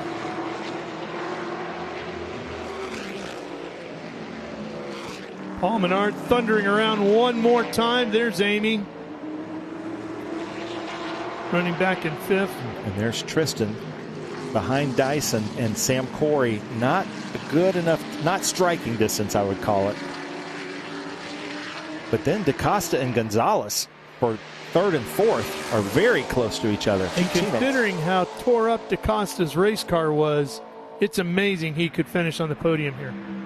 And amazing that Gonzalez is in the running for the podium after having to come into pit lane. Coming into this weekend, Paul Menard had 4 victories in the first 8 rounds of the season in the Trans Am Series presented by Pirelli. And today he's got win number 5 in 2025 as he takes the victory here at Canadian Tire Motorsport Park. The hard-charging Adam Andretti finishing right behind him in 2nd. After giving him a run for his money all day long here. And unfortunately for Adam, coming up a little bit short, but Paul Menard will extend his points lead. Here comes Chris Dyson. What an up-and-down day he has had.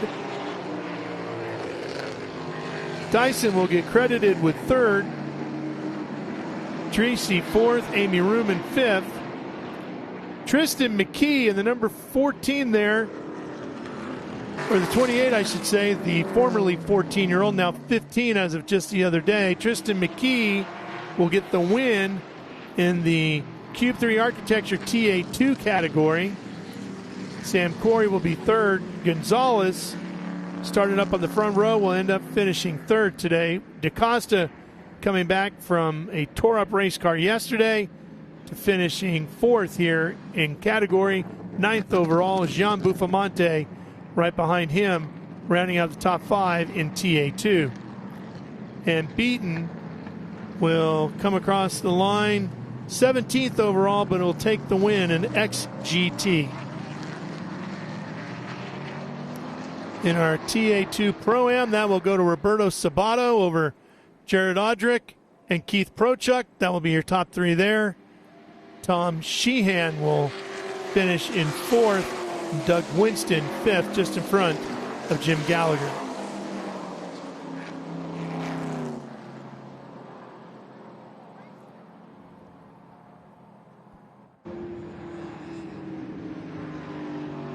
Well, that was an active 100-miler here for sure.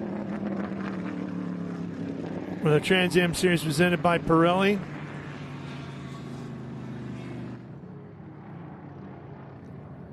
A lot of crazy twists and turns to that one that involved more than just the twists and turns on the racetrack. A little bit of everything in that one.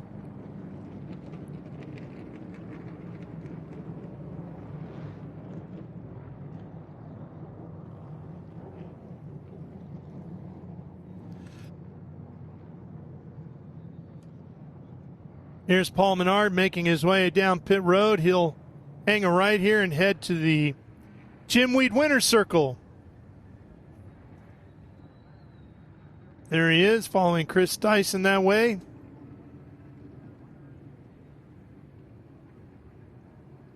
It's Tristan McKee, Sam Corey.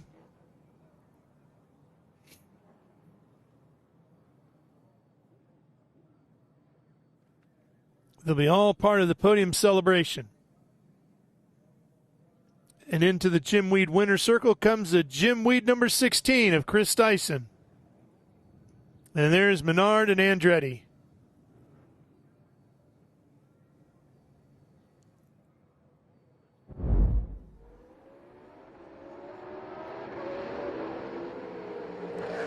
Here's a look at the highlights. Chris Dyson had a great start at the beginning of the day.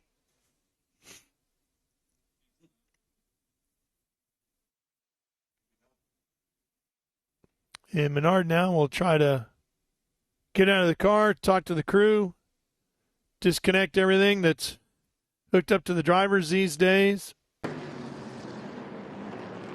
Earplug still in.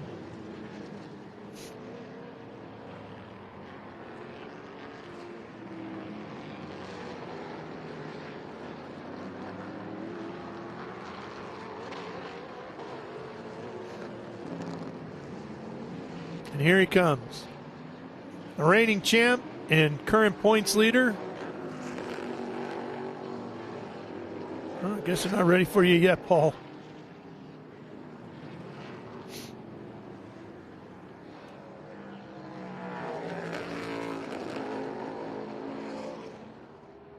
Here he comes. Finally got everything disconnected. Take the earplugs out, grab a hat, and head to the podium.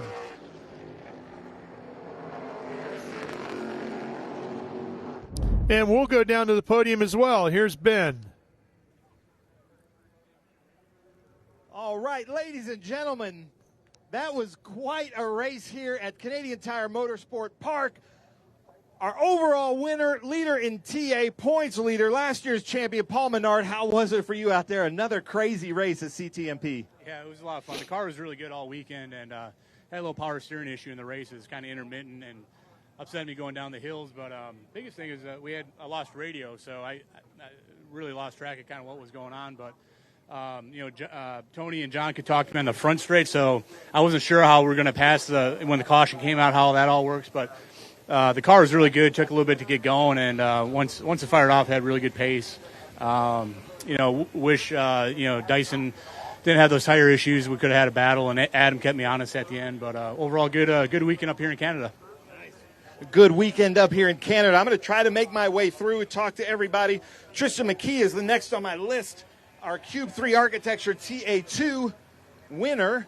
I saw him come down here. Here he is with the game bridge. Tristan McKee, don't walk away from me, man. Is that 4 in a row for you? Yeah, for the team. Nice job. How was it for you? It's pretty good. After he had a tire issue, we definitely saw some of that in practice with a couple of different teams. So it's just kind of playing a little bit conservative as far as the tires were going, and just kind of waiting for them to get up to temp for a couple of laps. But after that, we pretty much controlled the race. We had some good battles with Sam there between some lappers and stuff like that. So it was definitely really, really cool. I just got to thank all my sponsors, Scott Legacy Racing, all the guys brought me a really, really good car and worked hard this weekend and done a lot of changes since the last race, and Gainbridge and HenrickCars.com and Jeff Dickerson. And also this one was for Barry. Super sad to see him go, but also really, really glad, and I'm sure he's happy up there that we could have got this one done for him. How about that? Tristan McKee, ladies and gentlemen. Where is James Beaton? James, where I am, James, right behind you. James Beaton, winner in XGT, and man, that was quite a race. I don't know how you kept it out of the wall and then fired it back up, got back out there. How was it for you? Unfortunately, I've been on that grass before. Ron might have said cut the grass today, so I was trying to save him some trouble or whatever. But, I just looked in the mirror for faster traffic at the wrong time and caught the edge, and, that was it. So after that, I was just lapping. Nice job out there. Finished first in XGT. Thanks for coming out. Then, Roberto Sabato, where are you? He's walking away from me, but I want to talk to him. I see Jackie's excited. All of her favorite drivers won the race, and especially Roberto Sabato, your home track. You've got the 6-gear garage right there. You win in the Pro-Am, and you guys were the battle of the race. How was it for you? It was really great, but I have to say it was a humble win, because if Barry was here, it might have been different. So I accept the win with humility, but this guy's fantastic. We had a fun race. He had me on the edge of my seat the whole time. It was great. It was fun. I love it. How about that? Roberto Sabato, we talked to everybody. We're going to come up here to do Winner's Circle. But listen, you guys are welcome to come on down. Just don't block our photographers. We're going to get going here in a second. I'm going to send it up to you in the booth, Ralph. All right, Ben, looks like the craziness is just getting started down there, and Ben's a perfect ringmaster for it all. All right, crowd here at Canadian Tire Motorsport. There's a good look at some of the campers in line all the way around this racetrack. As Ben said, next week we are headed to Watkins Glen for some great SVRA competition there. The National Championship for the Trans Am Series presented by Pirelli will gather once again September 18th through the 21st at Virginia International Raceway down in Danville, Virginia. Looking forward to that. Then we will go to Barber Motorsports Park for the first time, and we'll close things out at Circuit of the Americas come November. So 3 great rounds competition yet to go. Trans Am and Cube 3 Architecture TA2. Now we're getting a look at some of the highlights from today. Tommy Dreese was fast. Shing, well, we didn't see that. He got way off course coming on the front straightaway there. Gonzalez was quick on the 10 and had some problems. Amy Ruman back here racing at CTMP finally, and Paul Menard able to get around her headed into turn number 1. Here's that tricky restart. What looked like a huge gain by Dyson and Dreese apparently was a little too much.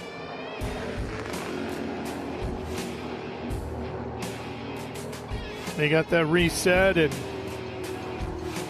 Adam Andretti went back to chasing after Paul Menard. And in the end, as they wrapped up the race, Adam just coming up a little bit short. Kept him honest all the way to the finish, and Paul Menard gets win number 5 2025.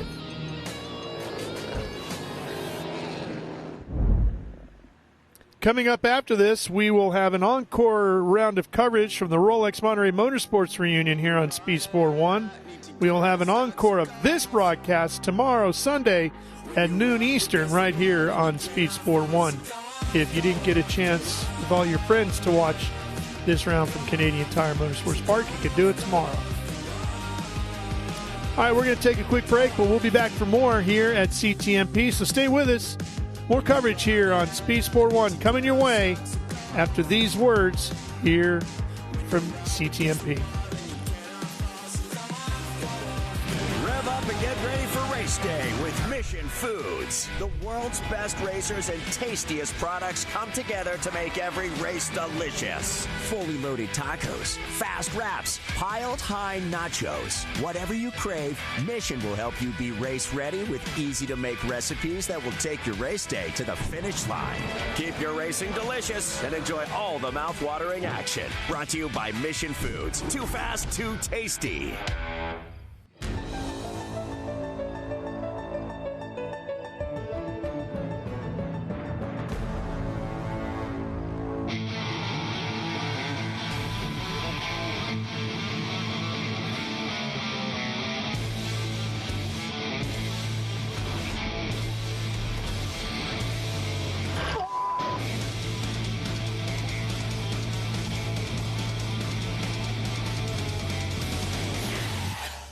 Okay, so pretend this is your race car. It's on the trailer, and you have an accident. Ouch! At least your truck's insurance will pay for another one? Yeah, not so fast. Standard insurance won't replace your race car, whether it's in the trailer, in the paddock, in the garage, or the repair shop. But at Hagerty, we can protect it for what it's really worth anytime it's off the track. No matter what or where you race, all for less than a set of race tires. Hagerty, let's drive together. What does it mean to be built with Summit? It means you're hitting the autocross, drag strip, road course, trail, dirt, or open road with confidence. Because built with Summit means you're using parts from the top names in performance. Priced to make your project affordable. And it's all backed by trusted tech expertise and blazing fast shipping. Summit Racing Equipment. Let's build it together. SummitRacing.com. Oh, that was quite a race. Come on now. At Jim Weed Winner's Circle, ladies and gentlemen, this is supposed to be fun. This is a party. We've got a Go Tommy Dreesy sign right there. I love it. Nice job. All right, ladies and gentlemen, we're going to start with Extreme GT from just a few hours east of here, a true Canadian. He took his racing license testing here in the mid-'80s, was out there putting on an absolute show. Get loud, Canada, one of your very own, James Beaton. Oh, Canada, you can get louder than that. Your very own Maple Leaf, come on, James Beaton here from the Ontario area. Nick Middleton handing out the trophies. James, come on up here to the top step. Take the mic. Tell us about your race out there. Well, it started off pretty good, and then we sort of overheated the tires, I think, after about 10 laps. And from then, we just tried to make sure we didn't mess with too many other people's races, and hopefully I didn't. So after that, it was just survive to the end. So thank you very much. Anybody you want to thank? Well, really, you always got to thank your family. Wife at home, 38 years, been letting me do this.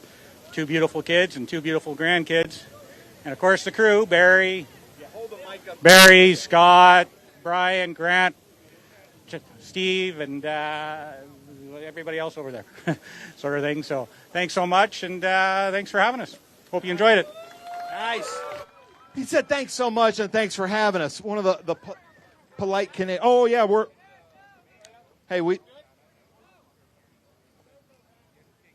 and we've lost audio in my right speaker, stage right. I don't know who to talk to about that. The hooligan. I'm being heckled by a soccer hooligan.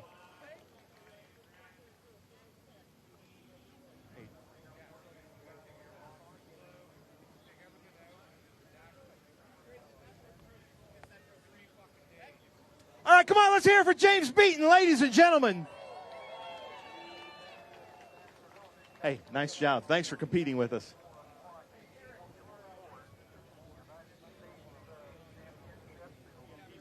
We're going to try to work on that, ladies and gentlemen. But if you can't hear, come on. Oh, here we go. Look at that. Johnny on the spot. I love it. What's your name?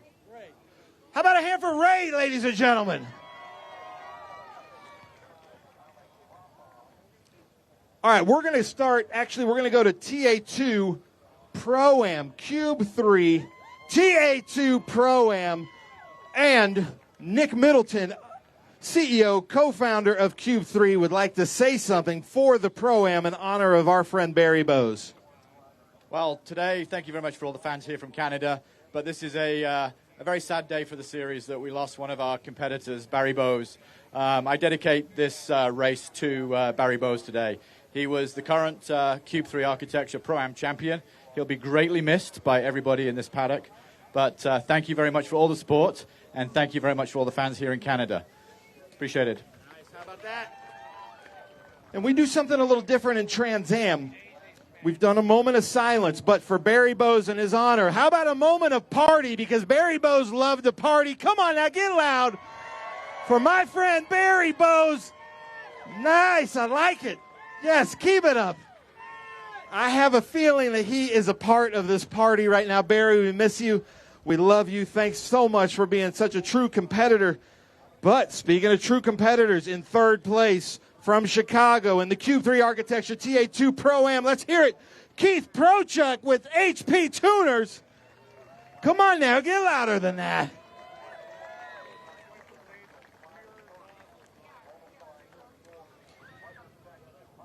Barry's closest competitor in the Pro-Am series from the NFL, now pro racer, super competitive. Let's hear it. Jared Odrick in the 00 black underwear, Cool Box Cooling Systems car. And then, ladies and gentlemen, he wears an Italian flag, a Canadian flag. He's got a home in Florida, but his garage is right there with 6 gear. Let's hear it. Our leader, Jackie's friend, Roberto Sabato here.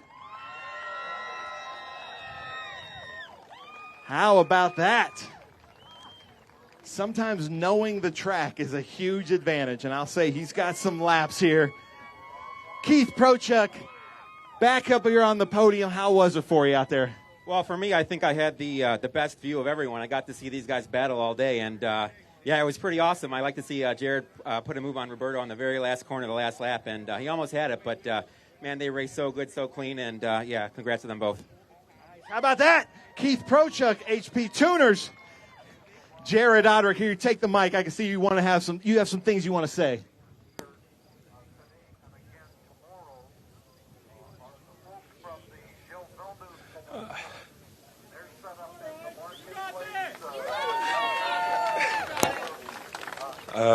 I'm pleased as punch, and Barry meant a lot to me, and he meant a lot to the series. I don't know why it's so damn emotional, but we miss him, and congratulations, Roberto. That was an awesome race. Thank you. Jared, I love you, man. I know that it's so hard to do this, and you're coming out with so much adrenaline, so much emotion, but one of your friends, and Troy pointed out, the pleased as punch. That's what Barry would say. He'd be, well, I'm just pleased as punch to get out of the car in first place. And that was so him, so I love that you did a little tribute. Roberto, man, what a race. You two were the race to watch. Take the mic. Tell us about your time out there. Well, first, I'd like to thank Cube 3, Trans Am, and Motorsport for having us back. My team, guys, you guys are unbelievable. Thank you. To my competitors, unbelievable. And as I said to you earlier, this is a humble win because if Barry was here, the podium might look a little bit different. So it was a great race, such clean driver. It's great redemption from last year, getting bumped in the third lap, to come back here again and actually be able to finish. So thank you, guys. Nice. How about that? How about that? Get loud. I got to point something out, too. We also have a Mike Cope chassis. We've got a Howe chassis, and we've got an M1 chassis all up here on the podium. So let's get loud. How about that? Keith Prochuk, Jared Odrick, Roberto Sabato in our Cube 3 Architecture TA2 Pro-Am Series. Now, we've got some hats to throw out here as Bill Knox comes out, so you guys can take those Sunoco hats, throw them out to the crowd, the loud members of the crowd. Oh, right over Jackie's head. Oh, you can't throw the orange ones out yet, Roberto. Jackie, throw that back up here. Oh, look at the arm on her. Nice job. All right, Canada, even you way back there, even you, Yaz. Let's get loud. Keith Prochuk, Jared Odrick, Roberto Sabato. Man, Roberto's got some fans. I like that. Jared, I know that was difficult, but thank you for saying that. What do we have next, Bill? Uh-oh. Champagne. Look out. Guard the cameras.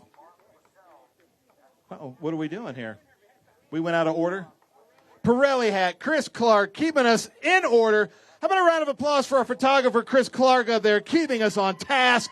I like that. Jared Odrick, where's he going? Boom. Oh, over the... Oh, and then he gives it to him. Very nice. Oh, Jackie? I don't know. They're just not coming to you, are they? He's out of practice. Come on now, Canada. Let's get loud. Keith Prochuk, Jared Odrick, Roberto Sabato.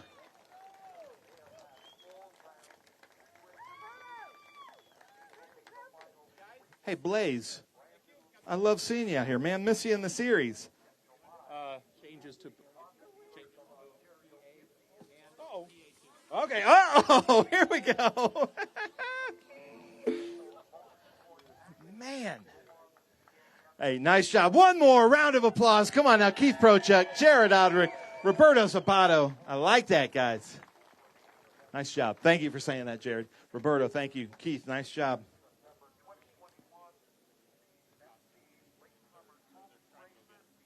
Oh, okay. So we have a change for the lead, so they're trying to go get him. Should I go to TA then? Is Tommy here? Well, is Tommy here? Tommy's here. Does anybody see Tommy Dreesy? Is Tommy Dreesy here? Where is he? All right, here we go. We're going to go to TA because we've had some changes, some rules or infractions or something. So this dude actually killed it a few weeks ago in Monterey in IROC. He's the newest IROC champion, International Race of Champions champion, which is redundant. Third place here today with Trent Shoring. Let's hear it. Tommy Dreesy, ladies and gentlemen. Where's that Dreesy sign? Here she is. Look at that, Tommy. You got your own sign, dude. Nice job. In second place. And I was telling him pressure's on him because he's section very smoothly lap after lap, and he was giving it to Paul Menard. But let's hear it. Adam Andretti, ladies and gentlemen, with top liner. Service Pro, unbelievable race. Nice job. Uh-oh. Excuse me, everybody. I got to give it a hug to a very attractive lady. That's just what he's saying right now. I like that. Uh-oh. About to start another fight up here. And then, ladies and gentlemen, 2 in a row. He won here last year with a fantastic battle. He won here again with a fantastic battle. Representing Pittsburgh Paints and Stains, let's hear it for Paul Menard, ladies and gentlemen. Last year's champion. What was that? Representing the state of Wisconsin also. Uh-oh, here we go. Well, first, you want to take care of some business. You got your phone on you. If you follow Tommy Dreesy, he always takes a Dreesy selfie of the podium. Come on now, get loud. The Dreesy selfie. Tommy Dreesy, Adam Andretti, Paul Menard. Dreesy, how was it out there for you? Are you sure I'm supposed to be up here? I go by what they say. No, I mean, these two were the class of the field. I could hang with them the first 3 laps, and I'm like, So just my hat's off to these guys. They've been on fire. We're looking for the setup on our car still, but we keep pushing. Dreesy Motorsports, all the kids and specialists that come over, thank you so much. You built me a car that lasted. Something happened to Dyson. On the restart, you know what? Maybe I'll let you tell the story of the restart. Well, from my point of view, the flagger went green, but Menard wasn't in the box, I guess. So me and Dyson just took off, and man, I was like Forrest Gump running, but I couldn't hold him off. Anyway, thank you, everybody. And Motorsport, Trans Am, this is so good coming here. The Canadian fans are just the best. I have to echo that. I also love the Canadian motorsport fans. You guys are a little bit more educated than some of our American fans, so thank you guys very much for following along. Adam, take the mic. Tell us about your race. Well, thank you, Ben. It was an eventful one for us. First of all, a huge thank you to Service Partners, Top Liner. Service Partners came on board for this race. Hopefully we do more with them going on in the future. This was a great run to come out of the box with that. And it wasn't without its struggles early on, right, when we had that battle going with the three of us, with Chris and Paul and myself. When Chris got the flat tire, right at that point, I lost all electronics, and we have electric power steering. So from about lap 4 on, we were power steering less.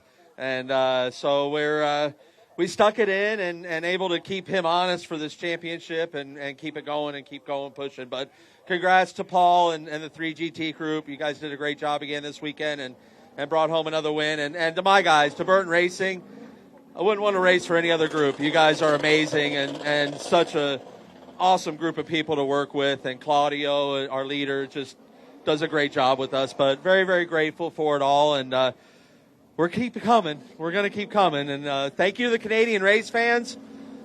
You guys are an example of how race fans should be everywhere in the world. I mean, absolutely outstanding, outstanding race fans. And I know Jared had already talked about it, and there's nothing I can say that Jared already didn't say, but I'm the only one in this group that's actually raced in TA2 as well. And Barry Boes and I had awesome, awesome battles on the racetrack. And an absolute gentleman, an absolute racer. And he will be missed by not only this paddock, but everybody who ever knew the man, because he was just a special human being. So thank you again all, and appreciate it. Adam Andretti and then Paul Menard. 2 wins in a row here at CTMP. You've got to like this place. Tell us about your race. Yeah, it is an eventful race. Always great to come back up here to Canada. One of my first ice races back in the mid-'90s was in Thunder Bay, Ontario. So we're a little ways away from that, but a lot of fun coming to Canada. Obviously, like Adam said, great race fans. Seeing the crowd all the way around the track and the support that we get with the series is amazing. Great car all weekend. Just didn't have to adjust on the car much. Little tweaks here and there. Dyson got us in qualifying, and he kind of set sail at the start. And I thought I had a tire rub, but I was smelling the smoke coming from his car. And then once he had his issue, it cleared up for us. But like Adam said, we had a little power steering issue, and the restart was crazy. Normally the leader goes to the zone and they start the race, but the flagman threw the flag about 100 feet before I was even in the zone. So if anybody got damaged from that, I apologize. I wasn't expecting the flagman to start the race for us. But overall, good, awesome day. We're chipping away. Adam's keeping us honest week in, week out. 3GT does an amazing job every week, and on to Virginia.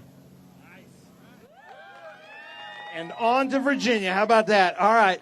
Hold those trophies up, Tommy Dreese. Come on now, let's get loud. Tommy Dreese, Adam Andretti, Paul Menard. How about that? That was quite a race. Quite a race in all fields, actually. You guys can throw those hats out if you'd like. Boo! Ooh, Adam, a little bit of a boomerang. Oh, what a catch. Who wants Paul Menard, he's saying. Here we go. Oh, nice. Oh, a little overhand throw. We don't see that very often. Dreese brushes it off. Here we go. Where are you going? Oh, there we go. There you go, to the Dreese side. Come on now, Canada. Don't lose steam on us. Get loud. Tommy Dreese trying to leave. Adam Andretti, Paul Menard. Dreese's like, I got friends here I want to talk to. Yeah, what's the deal? Uh-oh. Man, these speakers are already sticky. Oh, I'm getting in your way. Sorry about that. All right, come on now, get loud. Dreese. Oh, they don't go for each other's eyes like normal. Nice job. Nice job. Canada, keep up the energy. Come on now, keep up the energy. Our MCO lap leader, not to you. That goes to him. Wait, our MCO, oh, that's the Trent Shoring hat. Okay, sorry. Are we going to do the MCO lap leader yet? Okay, the MCO lap leader is Paul Menard. Paul, wave to the crowd. He is our MCO lap leader. There we go. All right. You're excused, sir. Yep. Thank you, Paul. All right, now get loud. The Cube 3 Architecture TA2 Series. He had quite a shunt in yesterday's practice. They put together a different car for him, and now he's on the third step. Let's hear it for Julian DaCosta, ladies and gentlemen, third place in Cube 3 Architecture TA2 Series. Canada, you got to get louder than that. They put way too much work into this for that kind of response. In second place, fighting the whole race, ladies and gentlemen, that beautiful number 70 black Toyota Camry, doing very well in the points. Came into this race third in points. This is going to help him out. Get loud, Canada. Sam Corey. Both Julian and Sam Corey with Nitro Motorsports. I love that old school Toyota off-road livery of the race suit here. And then first place, our points leader in the Cube 3 Architecture TA2 Series, 15-year-old, let's hear it, Tristan McKee with Gamebridge and Spire Motorsports. Sorry. How about that? Absolutely taken off. Julian DaCosta. Great race out there. A ton of hustle from you, a ton of hustle from the Nitro Motorsports team to be in a different car, to qualify so well in a different car, and then to finish where you did. Tell us about your race. Yeah, obviously yesterday was a really hard hit, and we turned it around really well, went into qualifying in the backup car. The Nitro crew did a great job getting the car set up for me and everything comfortable so that I could go out there and put it on third. It was a great car. You know, I can't thank them enough for doing what they do, and they just do a great job at everything that they do. So I'm really thankful. Everybody here, all the fans, you guys are awesome. This track is always packed. I remember last year. It's a super fun track. I'm happy with the result. You want to thank your parents, your girlfriend's here. You've got your whole family here. Yeah, my parents, my girlfriend, they're a really big support. Everybody at home that's watching the race. I have a great family and group of friends that support me, and I can't thank them enough. So, how about that, ladies and gentlemen? Julian DaCosta. Sam Corey, I asked you, you haven't been to this track before, and how is it going to be? And you said, well, I'd never been to Lime Rock, and I won that. So obviously you're good at the tracks you don't know very well. Tell the fans here what you think of their track. Yeah, it's a cool place. High commitment track, a lot of fun. So just happy to be here with the Nitro Motorsports guys. They gave me a great race car today. So I can't thank them enough. I know Nick Tucker's not here, but he was definitely watching, and can't thank him and all my guys enough. Nice. How about that? Sam Corey, ladies and gentlemen. And then Tristan McKee, our points leader. Tristan, take the mic. Tell us about your race. Yeah, it was really good. Obviously, the 10 had some issues there, so that's unfortunate to them, but once we got past them, we kind of controlled the race and just kind of maintained. Everyone was kind of worried about some tire issues there throughout the whole race, and throughout practice we knew some people had some issues, so that was all kind of a thought in the back of our mind. But all of my SLR guys brought me a really fast Chevy, so props to them. They worked hard this weekend getting this car dialed in. Had a lot of changes since the past race, so it feels really good to be just as fast as we were after the changes and all. So thank you to Gamebridge and HenderCars.com and Franklin Rolopero and everyone at Spire Chevrolet. So they prepared me really well to come to this race, and thank you to all of them. How about that? How about that? All right. Hold up those trophies, guys. Let's get some pictures. Come on, Canada. Don't lose me here. Julian DaCosta, Sam Corey, Tristan McKee. Nice job. We'll give him some of these, too. All right, we'll give him some Cube 3 hats, some Cube 3 cubes. You can hold those up and throw those out. Posey, David Posey. Ooh, that was a ground ball. Sorry about that. Not a good throw. Who wants a Cube 3? There we go. Oh, right off the guy's shoulder.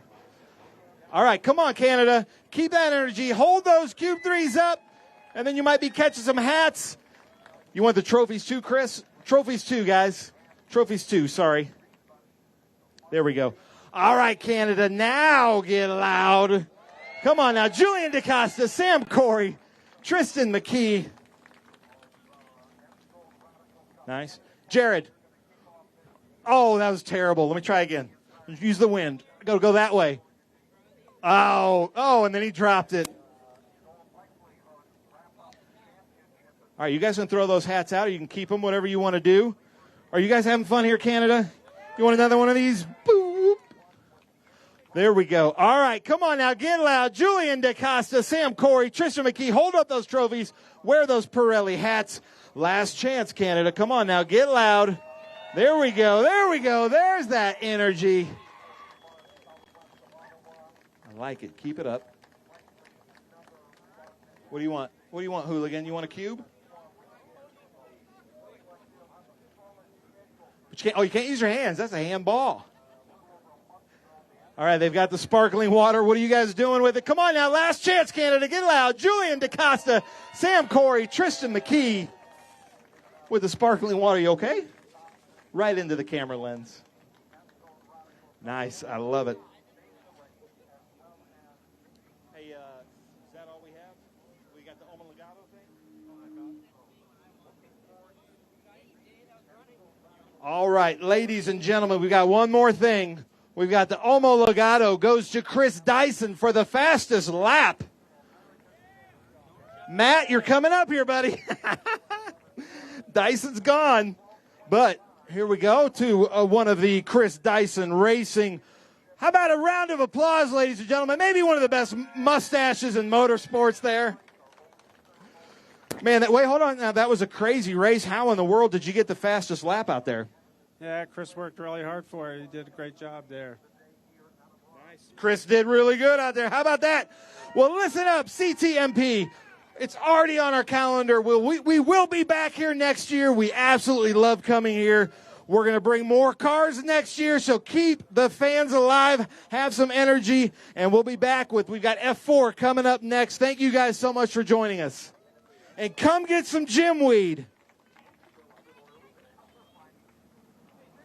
All right, Ben, thank you. Great job down there on the podium. A lot of happy finishers there. Don't forget, coming up after this, right here on Speed Sport 1, we have encore coverage from last weekend's Rolex Monterey Motorsports reunion. What a great event that was. And we will have an encore of this Trans Am Series presented by Pirelli from CTMP right here on Speed Sport 1 tomorrow at noon Eastern. Also tomorrow, we kick off our IMCA Super Nationals Marathon with the award-winning documentary series Boone, and you do not want to miss that. It's followed by an encore of the 2024 IMCA Super Nationals from Boone, and then our IMCA Super Nationals coverage continues Monday with the Road to Boone, live from the IMCA Super Nationals at 7 p.m. Eastern every night next week right here on Speed Sport 1. It's going to be an action-packed week of racing from Boone, Iowa. You're not going to want to miss any of it. A great event, outstanding coverage. You're going to enjoy it. All right, lots more to come from here at Canadian Tire Motorsport Park as they wrap up the activities by the podium in the Jim Weed Winner's Circle. There's a look at the now 5-time winner in 2025, Paul Menard. Adam Andretti's number 17. Communication isn't just important, it's everything. Established in 1996 in Daytona Beach, Florida, Speedcom Communications was born from a passion for racing and a vision to revolutionize motorsports communication. Trusted by competitors across the world.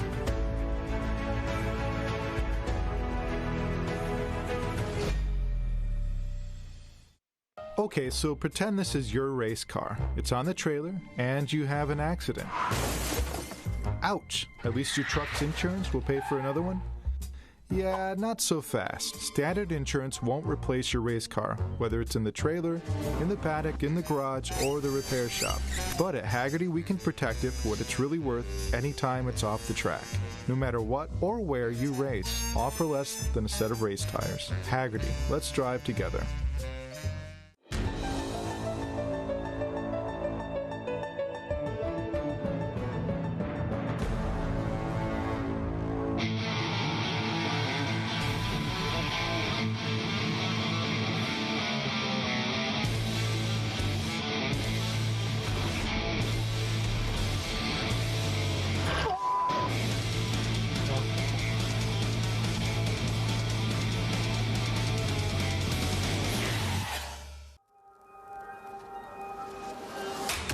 good is this? Look at this view from Losowski.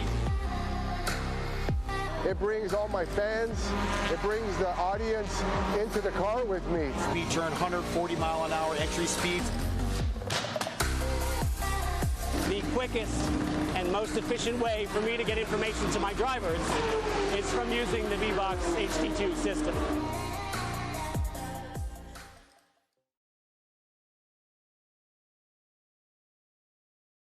And we are back here at Canadian Tire Motorsport Park as the cars now leave the Jim Weed Winner's Circle and start making their way down to Tech.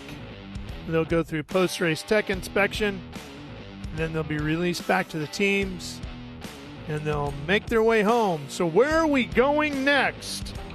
Well, we're going back into the States. Next race on the calendar is September 18th through the 21st down in Danville, Virginia, at Virginia International Raceway. And then it's October 17th through the 19th, so we head to Alabama, Barber Motorsports Park. Outstanding venue. Should be great racing weekend there. And then October 30th through November 2nd, I guess that means we'll get to see Ben Sissel in a Halloween costume. Circuit of the Americas, COTA, to wrap up the year for the National Championship. The Western Championship will go back to action at Thunder Hill Raceway Park in Northern California with a doubleheader October 10th through the 12th. Then they will join us October 30th through the 2nd at COTA, close out their championship as well. That'll be a huge weekend, and you'll see it live here on Speed Sport 1. So VIR, Barber, and COTA to wrap up the 2025 season for Trans Am presented by Pirelli. It's going to be a wild one as we fight to the finish. Make sure you join us for each of those rounds.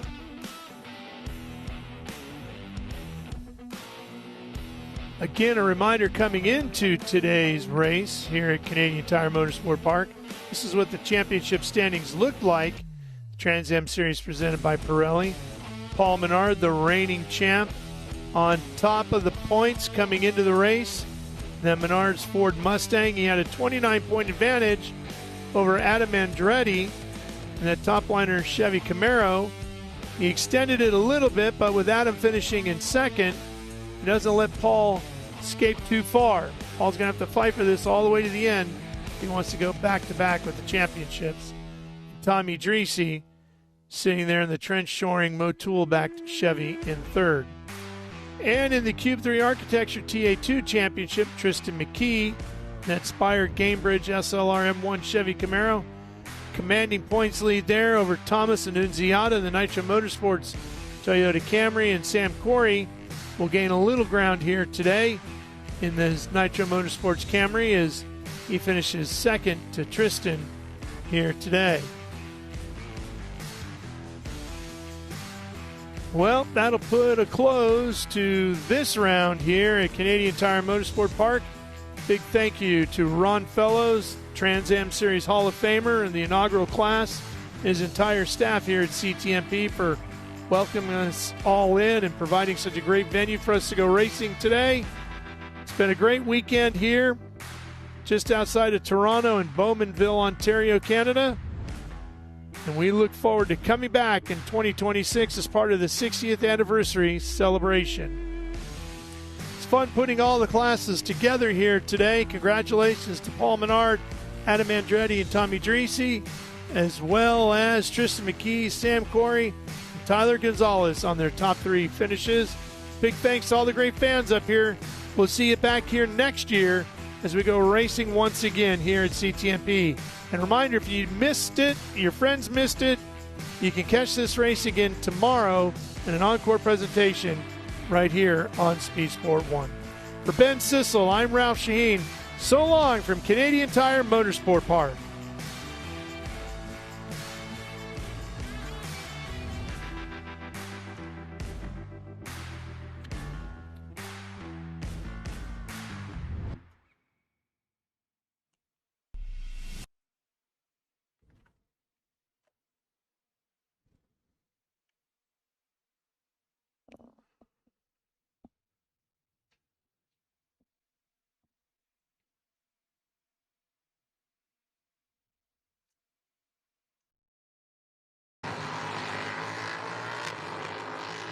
Hi, welcome to Canadian Tire Motorsport Park. Ralph Shaheen here with you alongside of James Lawley as we get ready to go racing here.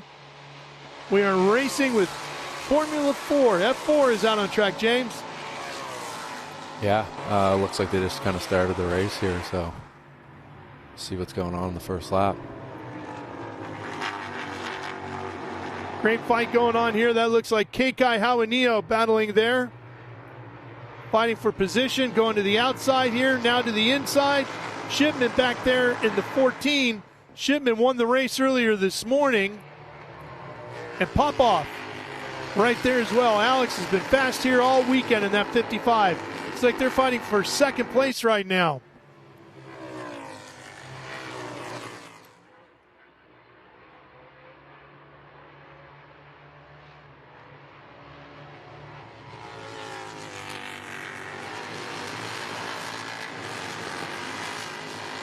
This battle continuing here as everybody is trying to find a good spot in line.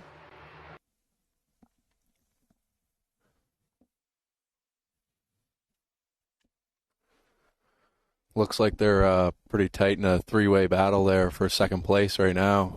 So see what can pan out. Clemente Huerta leading right now. Keikai Hawanio showing in third, Popoff fourth. Or Popoff in third, Shipman in fourth, Caleb Campbell fifth, and Luke Powers, Dimitri Nolan, and Oliver Savoy. Here's Hawanio. Boy, he has got his hands full. He has got Popoff and Shipman right under his rear wing. That is second, third, and fourth.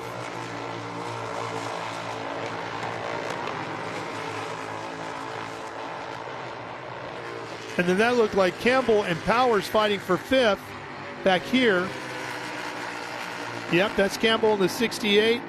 Powers in the black car right behind him with Dimitri Nolan and then Savoy. Remember, Savoy had issues start of the race earlier today. And that opening lap ended up going off course. And oh, it looks like he's had problems here. That would be Savoy off track there. He was right behind Dimitri Nolan. Yeah, Savoy in the 88 having a rough start to his weekend here. Going off course in both races early on. Savoy running for Kiwi Motorsport out of Saskatoon.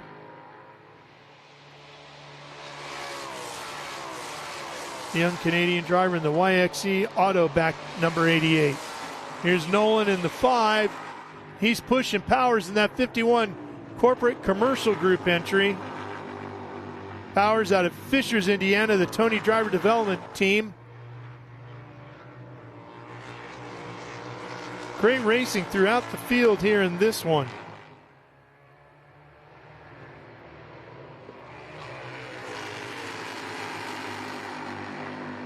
Tight battles throughout. Clemente Huerta continues to lead. But look at Keikai Hawanio closing in on him. And then Popoff and Shipman.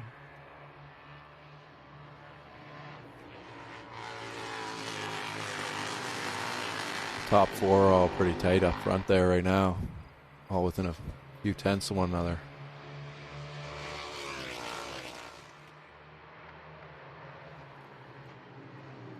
Where do you think Keikai's making up his time?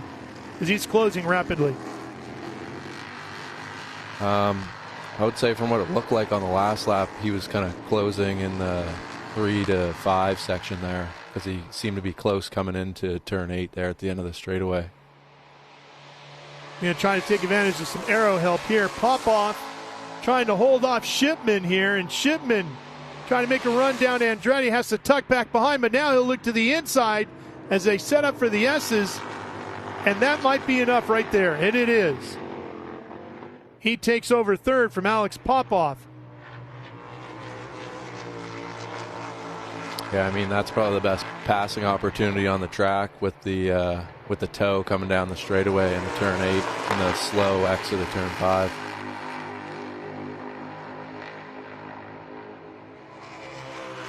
Let's take a look at it. He was on the outside, then he got back behind him, got into that arrow again and used it to slingshot to the inside and make the pass as they set up for the S's. And here's Kekai now in that red, white, and blue livery. New for him this weekend. As he's pushing on the backside of the Velux USA back Clemente Huerta's number 17. Huerta from Santiago, Chile. Kekai from Tampa, Florida. Kekai into the lead now as he makes the move up to Moss. And Shipman trying to get a spot as well. He's fighting for second here. Clemente trying to find his rhythm after the bobble, and he might lose 2 spots here by the end of Andretti, and he will. Popoff wants to get up there and take advantage of this also. Boy, look at Shipman going after Kekai already through 10. Boy, that is some tight racing here. Popoff swinging to the inside on Huerta. Here's what happened at Moss. Kekai gets inside at the exit of Moss. What a great move that was, James. And it looks like Clemente went a little bit wide there too, which allowed Shipman to come back on him down the straightaway. And Popoff has gotten around him as well.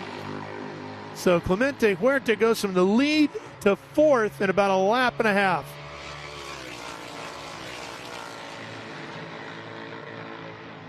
Inside of 22 and a half minutes remaining here. 5 laps completed. Jaramillo in front of Shipman, Huerta, Popoff, and Powers your top 5. Then it's Campbell, Nolan, and Savoy.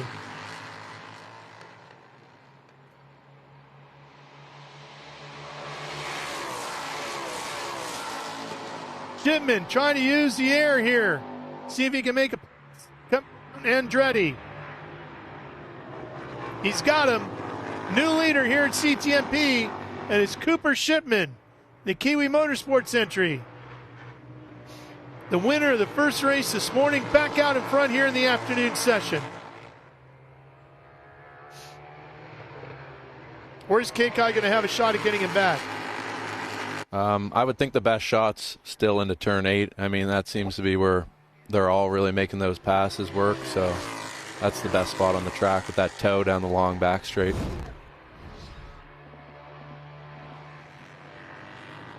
There's a look at Shipman back out in front of Kekai and Jaramillo in that crosslink entry. The Anywhere Transport back machine, number 29. Popoff hanging on in 3rd, just in front of Huerta. You got to watch those curves getting through Moss, don't you? Yeah, they're definitely rough on the exit, and they're pretty high on the inside, so you don't really want to touch them too much, kind of try and avoid them.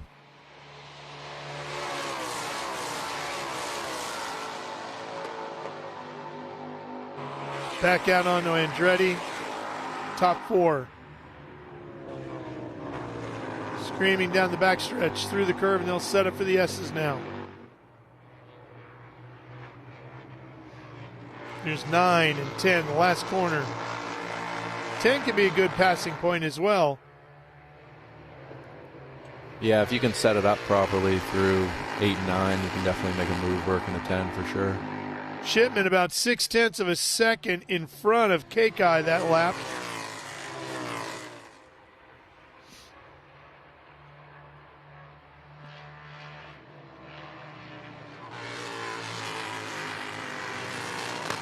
Kekai wants a shot back at him, and he's going to have to close up in a hurry here. Still 19 and a half minutes of racing left to go, but Shipman has everything going his way right now.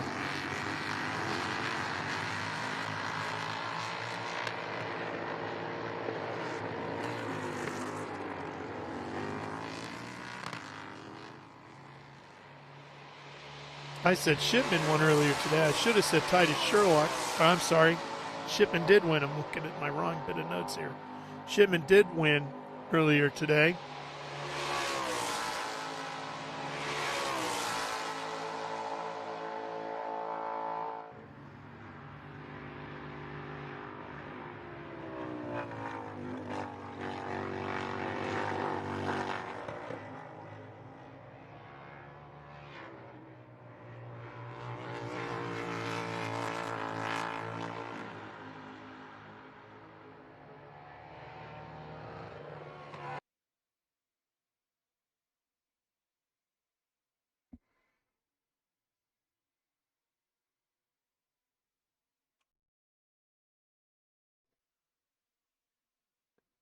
Waiting for her signal to come back up. Shipman, Joaquinillo, Popoff, Huerta, and Powers still your top 5.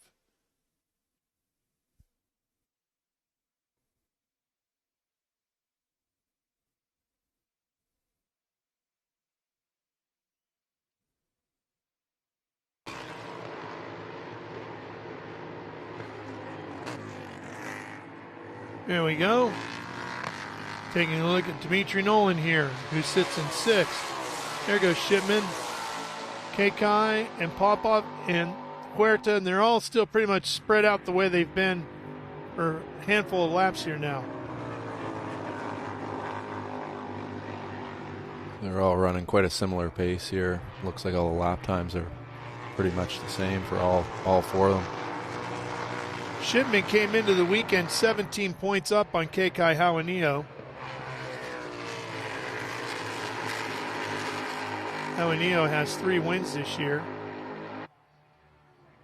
He could really use one here this weekend. If not today, definitely tomorrow, where this thing is really going to slip away from him.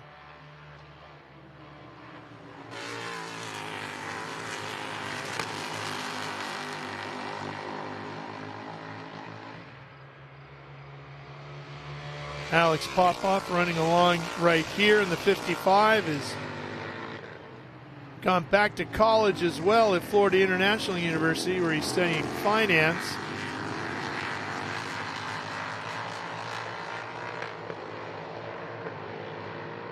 Trying to get a little extra credit handled here with a good podium finish if he can.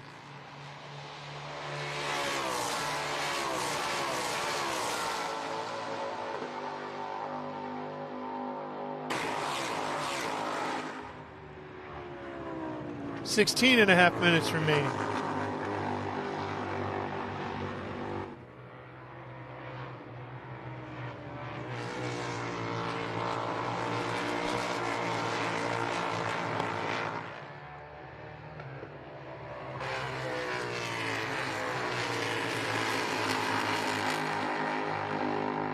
Shipman's been on a roll with some back-to-back weekend sweeps too, James. Yeah, for sure. It seems like he's on a bit of a streak right now.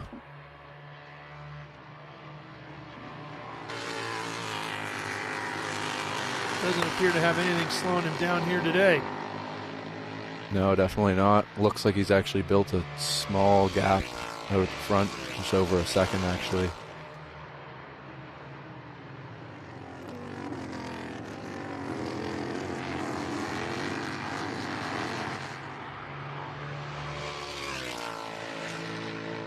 Back here with Nolan, who's still chasing Powers.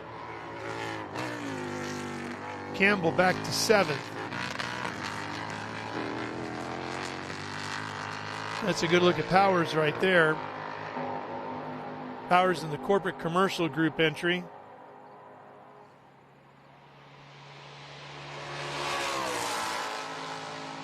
Out of the shadows and into the bright sunlight comes Dimitri Nolan. Down the Andretti straight.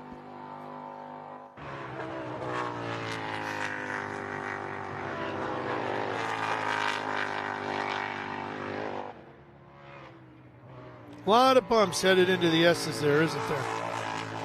Yeah, it's quite a bumpy track kind of overall. There's definitely a few in there. I think turn 4 is probably the worst spot for the bumps, and if you get too wide in turn 2, it can definitely be a bit unstable for the car as well.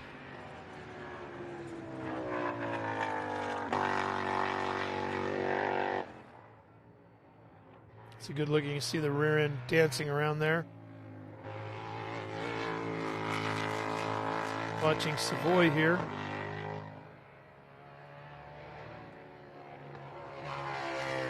He's just happy to get some laps in here after what happened in the first race.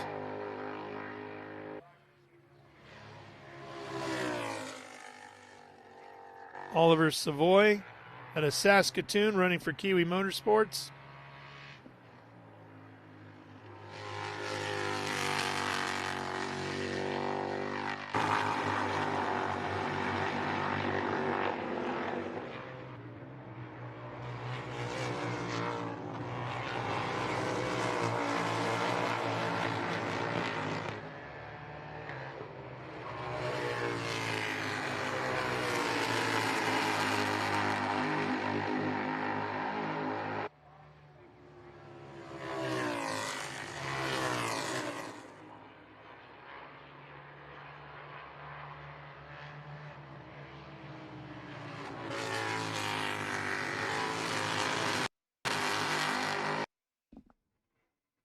This is a car racing debut for Oliver Savoy as well. Spent a lot of time in karting.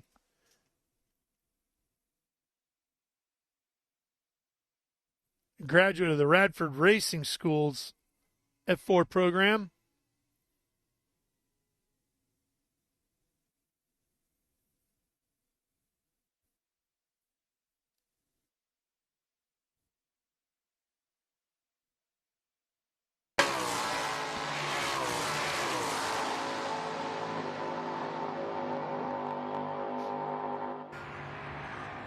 Watching tails away out here on Andretti. Pop off. And Nolan is pushing hard. That's Huerta. That's Huerta in the 17.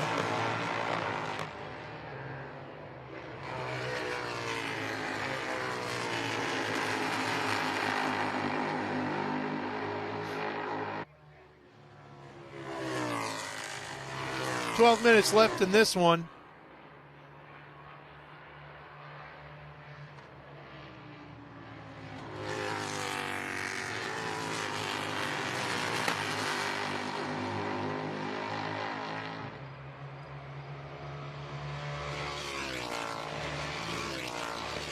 Tires are probably feeling it now, huh?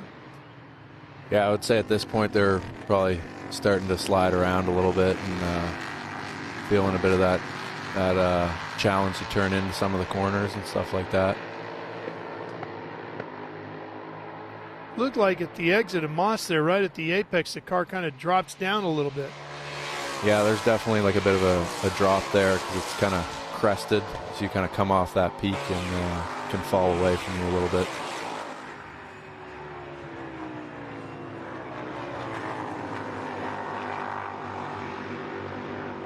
Huerta has definitely closed up on Popoff. It looks like he's trying to fight his way back up onto the podium here after having led a handful of laps in the early stages.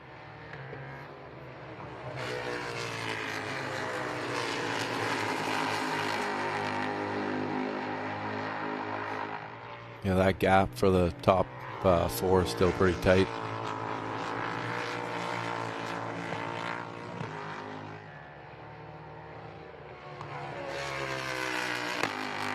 Powers here in the 51 in 5th. Dimitri Nolan is right behind him. There's Powers, there's Nolan. Good look at that gap. Caleb Campbell, 68 in 7th. And then about 14 seconds.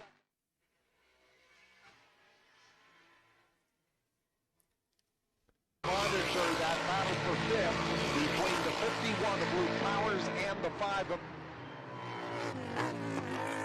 Through Moss they go. Right. And there is where you see that little dip car takes as it exits out of Moss. Here's Keikai Hawanio defending against Popoff on the inside. Hawanio gets up on the curbing. That could give an edge to Popoff, and it will. But then Keikai fights right back at 10. Great battle here as they're fighting over second place. Oh, man. Huerta in the 17 getting into the mix as well. And he's going to pick up a spot as Keikai loses 2. And then Keikai coming back on the inside here, getting one of them back. Well, that's some aggressive fighting through there.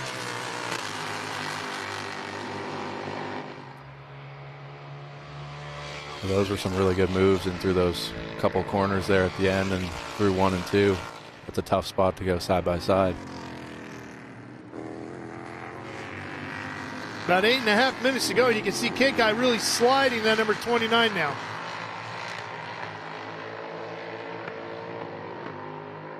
And onto the Andretti straight. And all of that helps Shipman out a little bit more as he's almost 3 seconds up on these guys fighting back here for second. Here comes Huerta. Looking inside on Keikai as they're down Andretti. Keikai fights back from the outside, gets him to the S's first.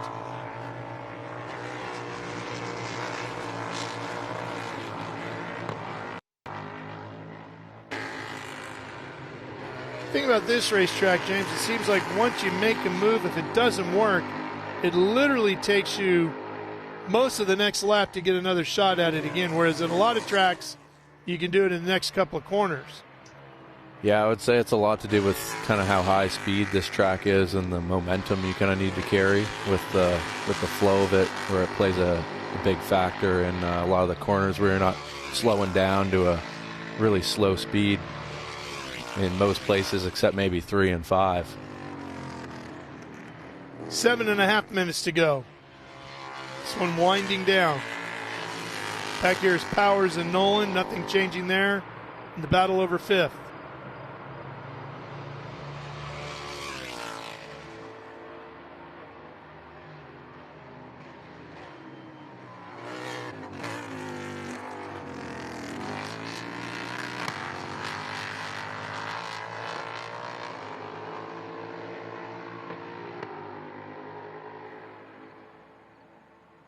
They launch out onto the Andretti straight. Here they come up out of the shadows.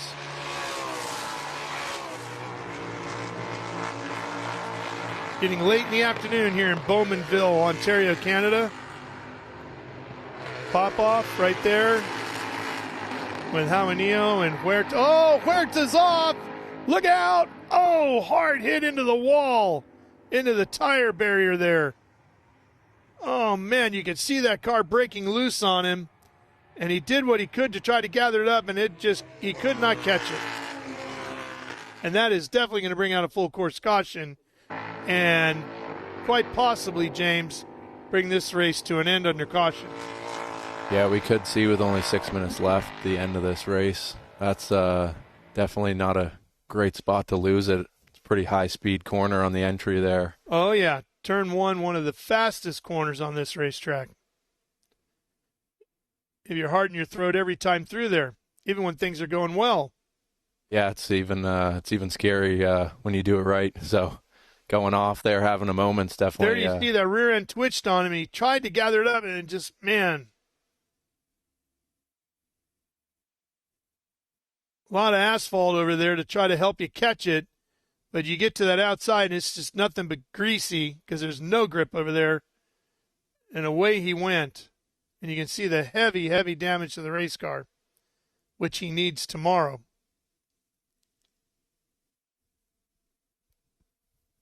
Boy, this has been a frustrating race for Clemente Huerta. He, right in the thick of this thing early on, at the front, leading, falls all the way back. He's trying to claw his way back up in there and now finds himself up along the tire barrier.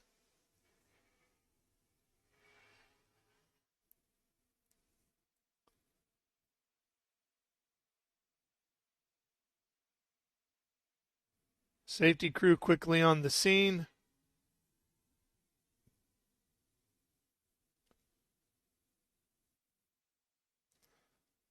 Corvette C8 pace car has been deployed. There it is. The field will roll up back behind it.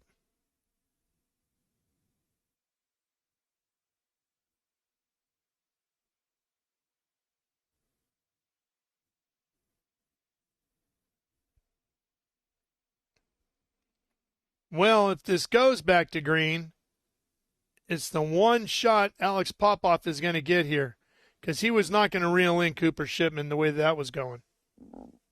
Yeah, he built a pretty good gap from the three of them fighting behind over second. I think he had a couple seconds, but this could hurt him if they restart here. No word yet as to what we're going to see. No word from our officials yet, I should say. Keeping an eye on that.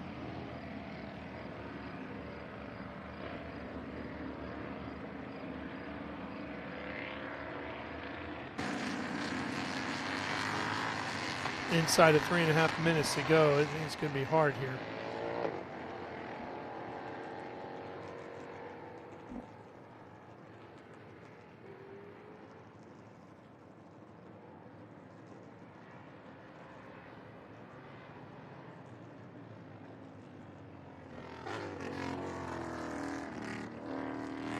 Going back to green, we should have gotten word by now, and you would have seen the lights go off on the pace car at the end of Andretti. It doesn't look like that's going to happen this time by. And as they cross over the start-finish line this time by, they'll have inside close to just 2 minutes.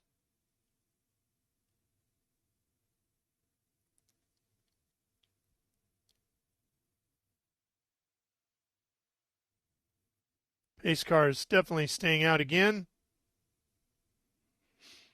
And it's going to be 2 minutes to go, not less, when we cross the line here. So that should just about do it here.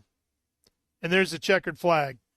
So Cooper Shipman will take the win, not the way he wanted to, but he will take the victory nonetheless. Popoff will get credited for second, and Kekai Hauanio will go to the podium in third. Luke Powers credited with fourth. Dimitri Nolan will be fifth. Caleb Campbell will get sixth, and Oliver Savoy will run this one to the finish, even though he had another issue in this one, sliding off track. He will finish seventh in front of Clemente Huerta, who has the big off here that brings this one to a close.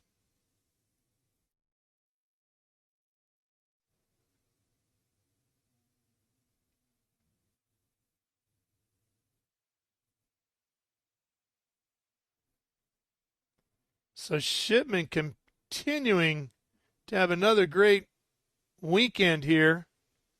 He has really been on a roll lately, this F4 championship. Let's take a look at some of the highlights. This is how it got underway. This is when Huerta jumped out to the early lead and was showing a tremendous amount of speed. Look at Kekai making the move there. That was a very aggressive move right through the exit of Moss there. Shipman comes charging up through. Got around Popoff. And he went after Kekai, who was going after Huerta. They both got up on the curbing, and that really helped Shipman close in. Then he got around both of them. And that was pretty much all she wrote at that point in the fight for the lead. Then the battle was on back here between Huerta, Popoff, and Kekai as well. This is one of the best segments of racing right here. Kekai fell back, then got back around him. And another aggressive move. And then unfortunately, Huerta ends up in the tire barrier. This one ends up finishing under yellow.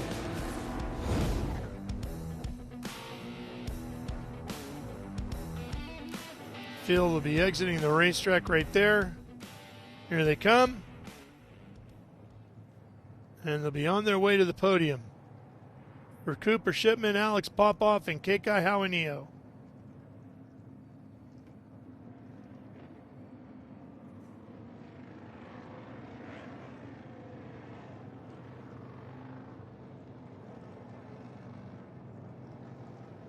So Kiwi Motorsports, MLT Motorsports, and Crosslink will all celebrate on the podium here. Some of the top teams in the series for F4. The F4 United States Championship. They make the right and head down the hill to the podium. We'll have our winner interview here in just a moment. Well, it's not evening yet, but the moon is starting to pop out as we get into the late afternoon here.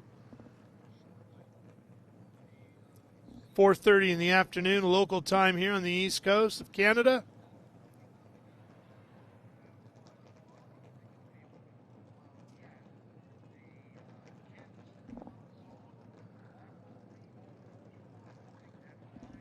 Cooper crawls out of the cockpit, celebrating. And the podium celebration will begin for him.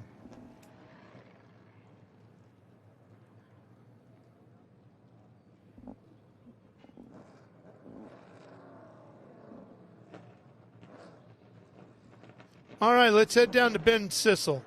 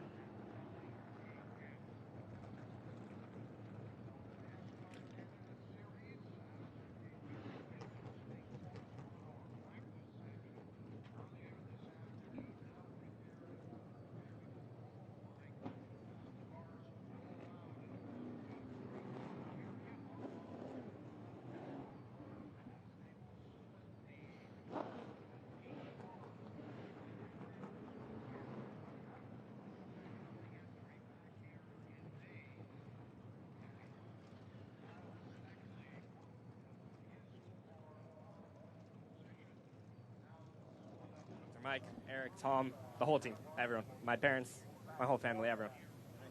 Alex Popoff. And then birthday boy this weekend here, Kekai Hawanio in his new livery.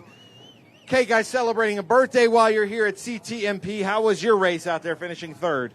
It was good. Moved up one spot from this morning, so obviously like to be on the podium. Wish we could have came away with the win, but we'll work on it and come back tomorrow. We'll come back tomorrow. We'll work on it and come back tomorrow. I'm going to send it up to you in the booth, Ralph, and then we've got a victory circle celebration with Eric Whitnable here starting soon. Yeah, we are looking forward to that, Ben. Thank you. We will take a quick commercial break here at Canadian Tire Motorsport Park, and we'll let the drivers finish off with their crews and make their way to the podium celebration itself, and we will have that for you when we return here to CTMP. Stay with us.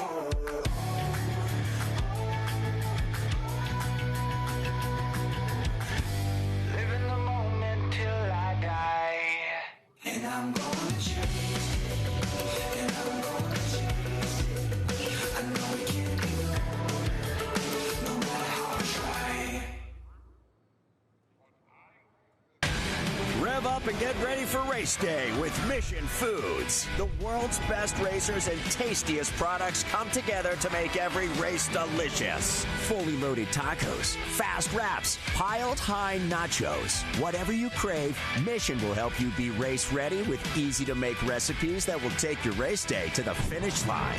Keep your racing delicious and enjoy all the mouth-watering action. Brought to you by Mission Foods. Too fast, too tasty. All right. Let's hear it, CTMP, for these F4 United States Championships. A heck of a race for you out there, and we're going to talk to each one of them. This is round 12 of the championship, our second race of the weekend, and we're going to go in order. P3 from Tampa, Florida. First time we see him this weekend from Crosslink Motorsports, Kekai Hawanio. Kekai, glad to see you here, my friend. How was your first podium experience? I drove you right in here, but you had to work for it out there. It was pretty tough. Yeah, it was a good race. Tough battles there. Just lacking a little bit, but we'll come back tomorrow and see if we can get the win.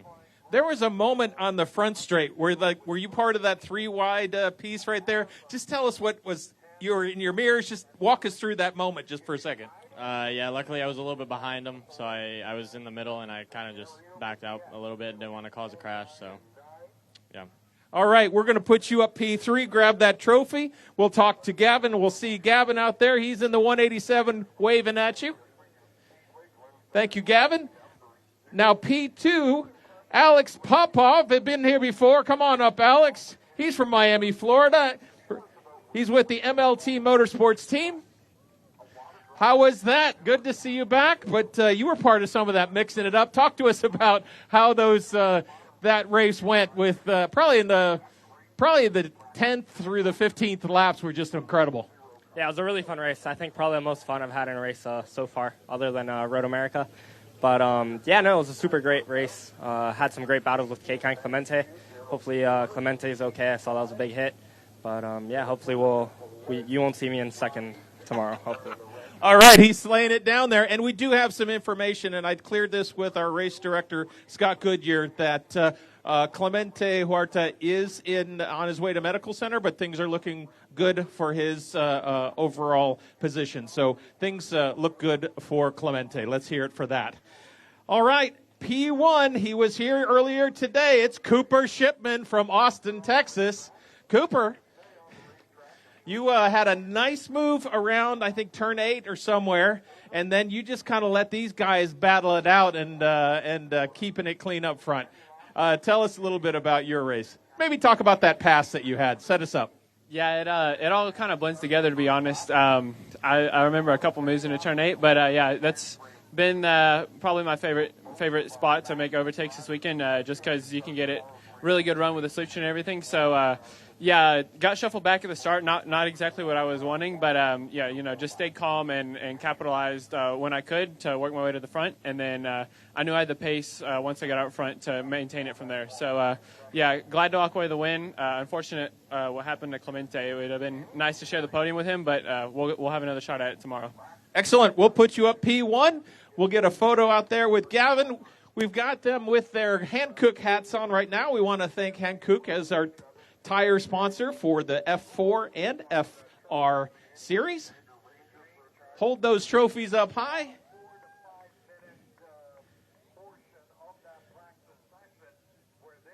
All right, and we're going to switch your hats. I think they're still on there. They were flying around here earlier. Let's put on the Ligier hats. Again, if you are aware, that's the manufacturer of these chassis for these race cars.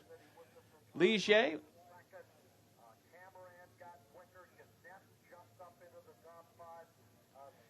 Hold those up high, and that is my cue to get out of the way because they're going to grab their water out there and start spraying each other. They don't have the excuse as far as some of the other guys doing champagne. They can just go crazy with this. There he goes. All right, let's hear it one more time for Kekai Juanio, Alex Popov, and Cooper Shipman. Round 12 of the F4 U.S. Championship, presented by Motorsport Karting Center.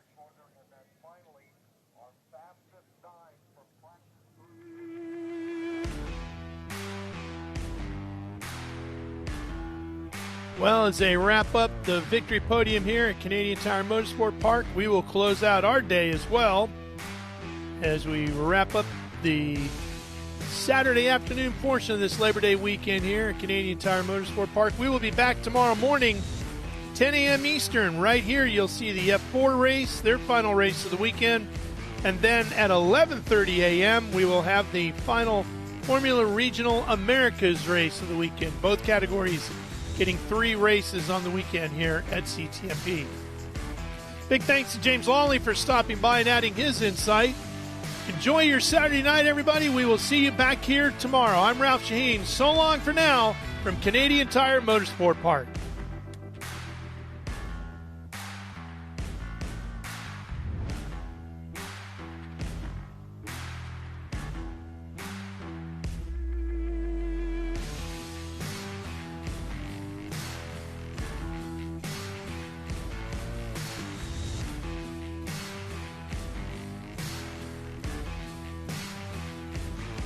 Yeah.